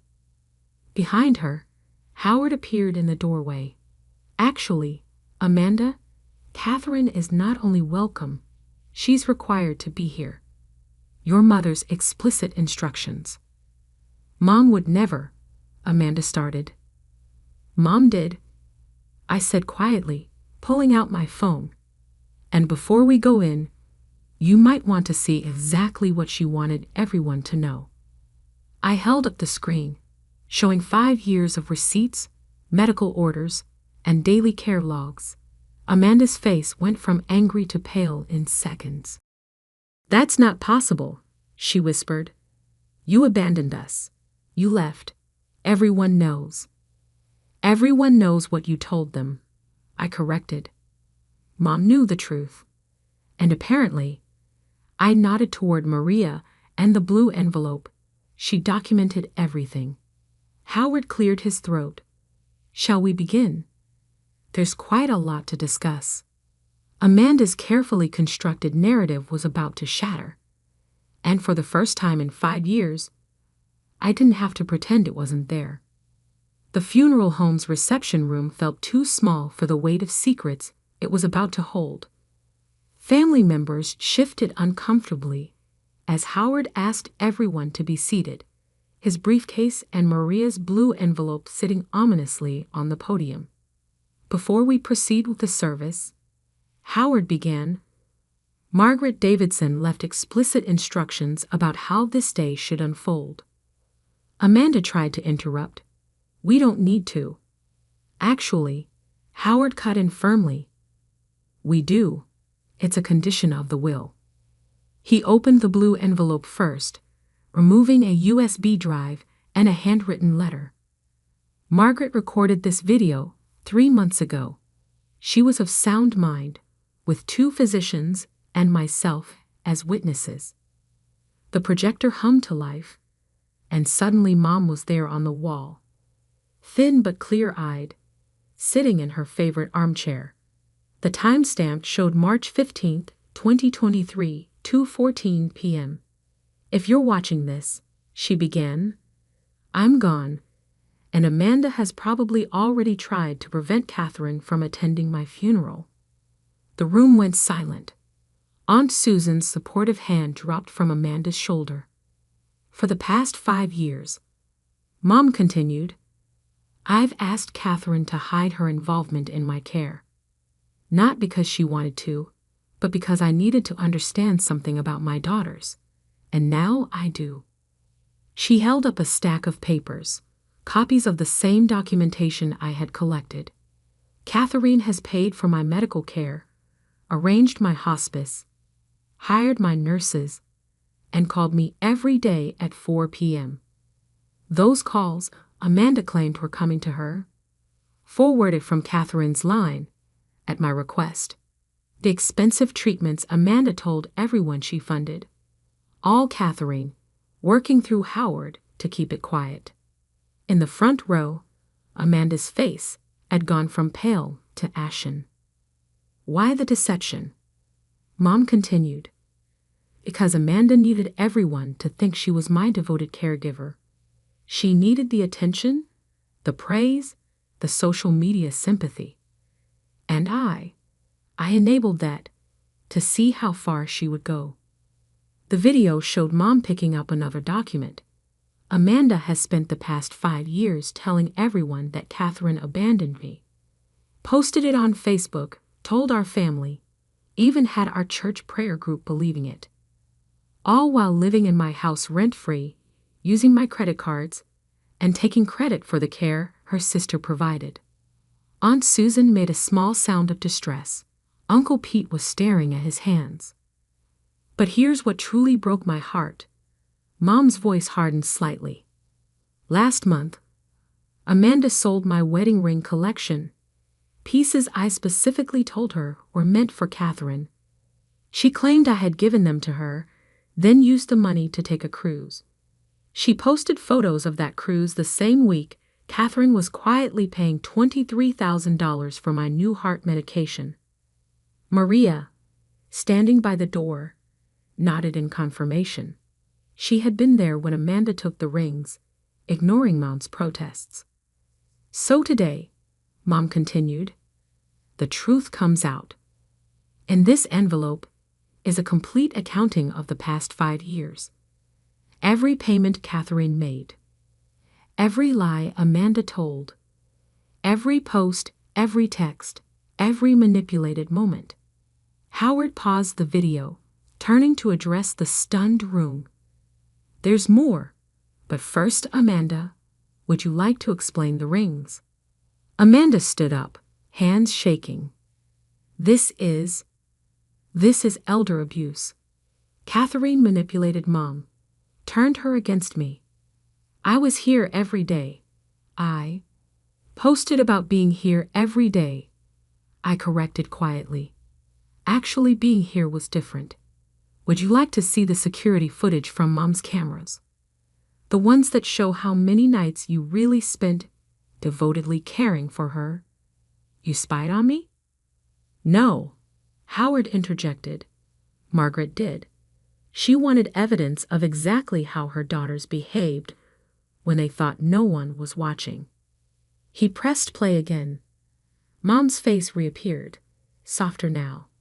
Catherine, my darling girl, I'm so sorry I asked you to hide your love, to watch while your sister twisted the truth. But I needed to know. Would you care for me without recognition? Love me without praise? You did. Every day. Tears I hadn't expected slid down my face. Amanda, Mom continued, I love you. But this performance you've created, this false narrative about your sister, it ends today. The truth is in this envelope, and the consequences are in my will. The video ended. Howard opened his briefcase. The will reading follows the funeral, he announced. But Margaret wanted everyone to know exactly why things are divided as they are. No contests, no confusion, no manipulation of facts. Amanda sank back into her chair, her carefully constructed world crumbling. The relatives who had been comforting her moments ago now sat with visible discomfort, processing 5 years of manufactured drama. Maria stepped forward, adding a thick folder to Howard's stack. I have the nursing logs, she said clearly. Every visit, every payment, every time Amanda said she was here, but wasn't. And every time Catherine called, visited, or arranged care while asking us to let Amanda take the credit. Aunt Susan was crying quietly. Uncle Pete had moved to the back row, avoiding everyone's eyes. Our cousins studied their phones, probably deleting supportive comments from Amanda's posts. Howard gathered his materials. The service begins in 20 minutes. Margaret asked that we all sit with this truth before saying goodbye. She wanted honesty in her farewell. As the family filed out to the main chapel, Amanda grabbed my arm. How could you do this to me? She hissed. I gently removed her hand. I didn't do anything to you, Amanda. I just loved Mom quietly while you loved yourself loudly. She figured out which one mattered more. The blue envelope sat on the podium, 5 years of truth finally set free. And somewhere, I hoped Mom was smiling. The funeral service itself was a study in uncomfortable silences. Amanda sat in the front row, no longer the confident director of events, but a woman watching her carefully curated image dissolve in real time. Every time someone mentioned Mom's devoted care, the words carried new weight, heavy with exposed truth. I delivered my eulogy second, after Amanda's performance of grief that now rang hollow to everyone present. Mom taught me that love doesn't need an audience. I began, touching the podium where her photo smiled at the gathered family. She showed me that real care happens in quiet moments, in daily decisions, in choosing to do what's right even when no one is watching, especially when no one is watching. From the corner of my eye, I saw Maria nodding slightly. She held a tissue to her eyes, perhaps remembering all those nights when I'd called to check on Mom's comfort, always asking her to let Amanda take credit for any improvements. The last time we spoke, I continued, Mom told me about watching the sunrise through her window. She said, Katie, some people need to paint their names across the sky to feel important. Others just make sure the sun has a clear path to rise. That was Mom, always seeing through to the heart of things. Amanda shifted uncomfortably in her seat. Several relatives were looking between us, mentally rewriting 5 years of family history. After the service, Howard gathered us in the funeral home's private conference room. The blue envelope had multiplied into several files, spread across the polished table. Before we proceed with the will, Howard began, Margaret left specific instructions about family heirlooms. He lifted a detailed inventory. The wedding ring collection that was removed from the premises last month needs to be addressed. Amanda's face flushed. I told you, Mom gave those to me. Actually, Howard slid forward a notarized document. Margaret explicitly documented her wishes regarding the rings on February 12th, including this video statement. He played a short clip on his tablet. Mom, sitting in her hospital bed, spoke clearly. I wanted known that my wedding ring collection, including my grandmother's sapphire band, is to go to Catherine. Amanda was informed of this multiple times. The rings were sold to Cartwright Jewelers, I said quietly. I have the transaction record. $47,000 deposited to Amanda's personal account on March 3rd, the same day she posted photos from her Caribbean cruise. That money needs to be repaid, Howard stated firmly. It's listed as theft in the will, not inheritance. Amanda stood up so quickly her chair scraped the floor. This is ridiculous. I took care of her. I was there. Everyone saw my posts, my updates, your performance, Maria interrupted, speaking for the first time. I saw the reality, Amanda. I was there for the actual care, not the photo ops. Would you like me to share the visitation log? The nights you were too busy, while Catherine arranged everything from Chicago. Margaret kept meticulous records. Howard continued, opening another file. Here's a breakdown of expenses for the past 5 years. Catherine's contributions total $486,000. This includes medical care, home modifications, private nursing, and specialized treatments. Amanda's contributions, he paused, checking the figure, show a negative balance of $68,000, representing unauthorized credit card charges and personal expenses charged to Margaret's accounts. The room fell silent, except for Amanda's rapid breathing. Additionally, Howard lifted another document. Margaret recorded every instance of Catherine's involvement that Amanda claimed as her own. 57 Facebook posts taking credit for care arrangements Catherine made. 32 family emails describing devotion that camera footage proves didn't exist. And one particularly concerning Instagram campaigns soliciting donations for medical expenses that were already being paid by Catherine.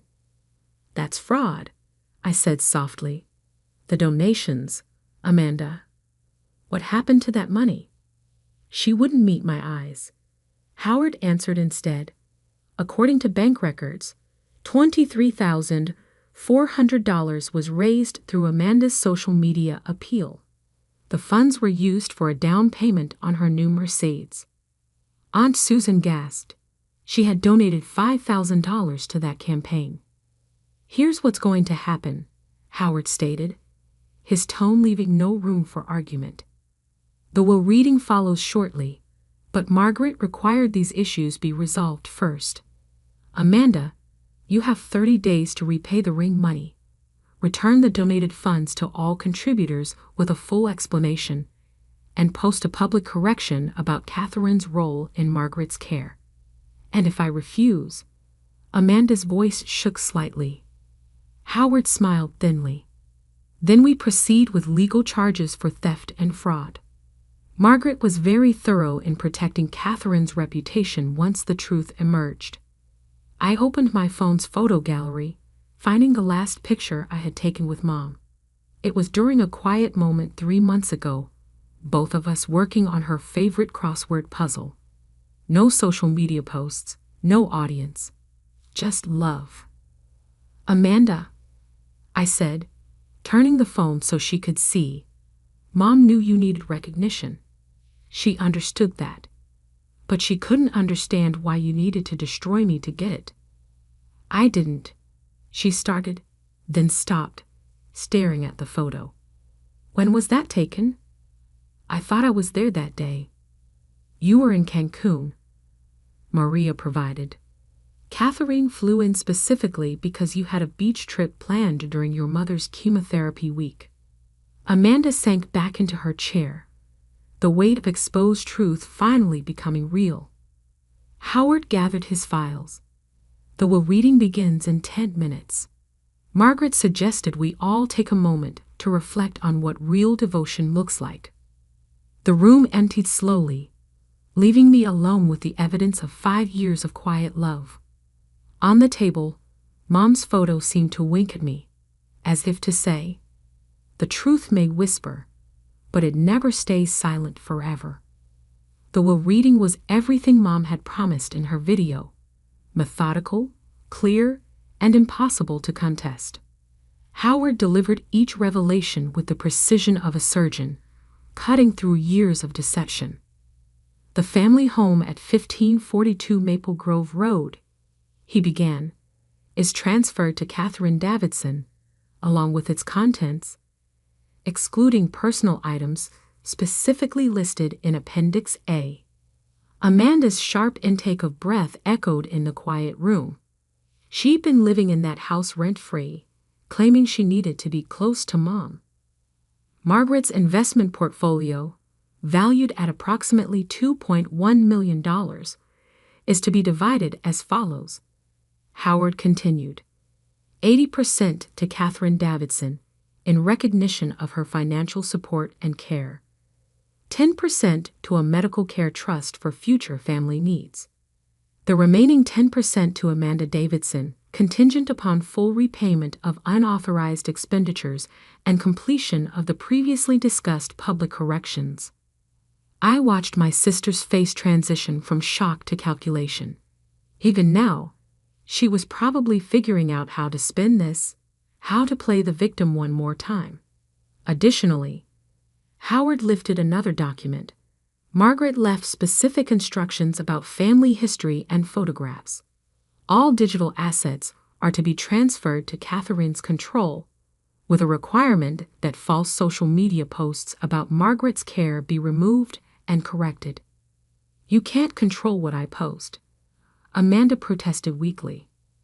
"No," Howard agreed, "but Margaret's estate can sue for defamation if you continue to misrepresent events." She was quite clear about that. The next hour unfolded like a careful demolition of Amanda's carefully constructed narrative. Every account, every heirloom, every piece of Mom's life had been designated with purpose, not just distributing assets, but restoring truth. Maria provided a final statement about Mom's last days. "Margaret was at peace with this decision," she said softly. "She told me, 'My greatest gift to Catherine is letting everyone finally see her heart.' My last lesson for Amanda is showing her that truth doesn't need an audience to matter. 2 weeks later, I stood in Mom's, now my, kitchen, sorting through decades of memories. The house felt different without the hospital bed in the living room, without the constant beeping of medical monitors. Amanda had moved out silently the day after the funeral, leaving behind only a trail of expensive shopping bags and unpaid bills. My phone buzzed with a notification. Amanda had finally posted her required public statement. In light of recent revelations, I need to correct some things I've shared about my mother's care. While I'd presented myself as her primary caregiver, it was actually my sister Catherine who provided and funded most of Mom's medical support. I took credit for her contributions and misused funds intended for Mom's care. The truth is, Catherine never abandoned our mother.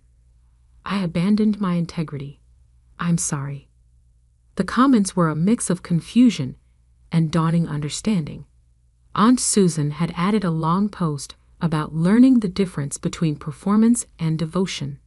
Uncle Pete shared the nursing home's official statement, praising my extraordinary behind-the-scenes support. I closed the social media apps and opened my email instead. Howard had forwarded the first round of repayment confirmations. Amanda returning donations to everyone who had contributed to her fraudulent fundraiser. The ring money was still outstanding, but Cartwright Jewelers had agreed to help track down and recover the pieces that hadn't yet been resold. Maria stopped by that evening, bringing a final box of Mom's medical records and a surprise, a journal she'd kept during her night shifts. "Your mother asked me to give you this after everything was settled," she explained, handing me a worn blue notebook. She wrote in it every night, documenting the truth she couldn't share yet. Later, after Maria left, I sat in Mom's favorite window seat and opened the journal. Her familiar handwriting filled page after page. Catherine called again tonight, checking every detail of my comfort. She thinks I'm asleep when she talks to Maria about treatment options, but I hear the love in every question. Another beautiful care package arrived from Chicago today. Amanda took photos with it for Facebook, but it was all Catherine. My brilliant Katie, hiding her light so her sister can shine. But a mother knows where the real light comes from. The last entry was dated just 3 days before she passed. I've spent 5 years watching one daughter build a fantasy while the other built a foundation. Catherine understood that love doesn't need likes or shares or public approval. She just loved me, quietly and completely. The truth is finally ready to be heard. I closed the journal, holding it close to my heart as tears fell freely. On the kitchen counter, Mom's favorite teacup sat where she'd last left it. I filled it with her preferred chamomile blend and settled back into the window seat. My phone buzzed one final time. A message from Howard. "Margaret left one last thing for you. Check the blue envelope's inside pocket." There, tucked in a corner I'd somehow missed, was a small handwritten note. "Katie, my love. Some people need spotlights to feel seen. You taught me that real love shines brightest in the quiet moments. Thank you for letting me protect Amanda's fragile ego one last time. Now it's your turn to step into the light. All my love, Mom." I sipped Mom's tea from Mom's cup in Mom's window seat. Now mine, all mine, earned through love rather than performance. Outside, a family of cardinals settled into the bird bath I'd had installed for her last spring. No one would post about this moment. No one would claim credit or seek attention. And that, I finally understood, was exactly how Mom wanted it. Real love doesn't need an audience. It just needs to be true.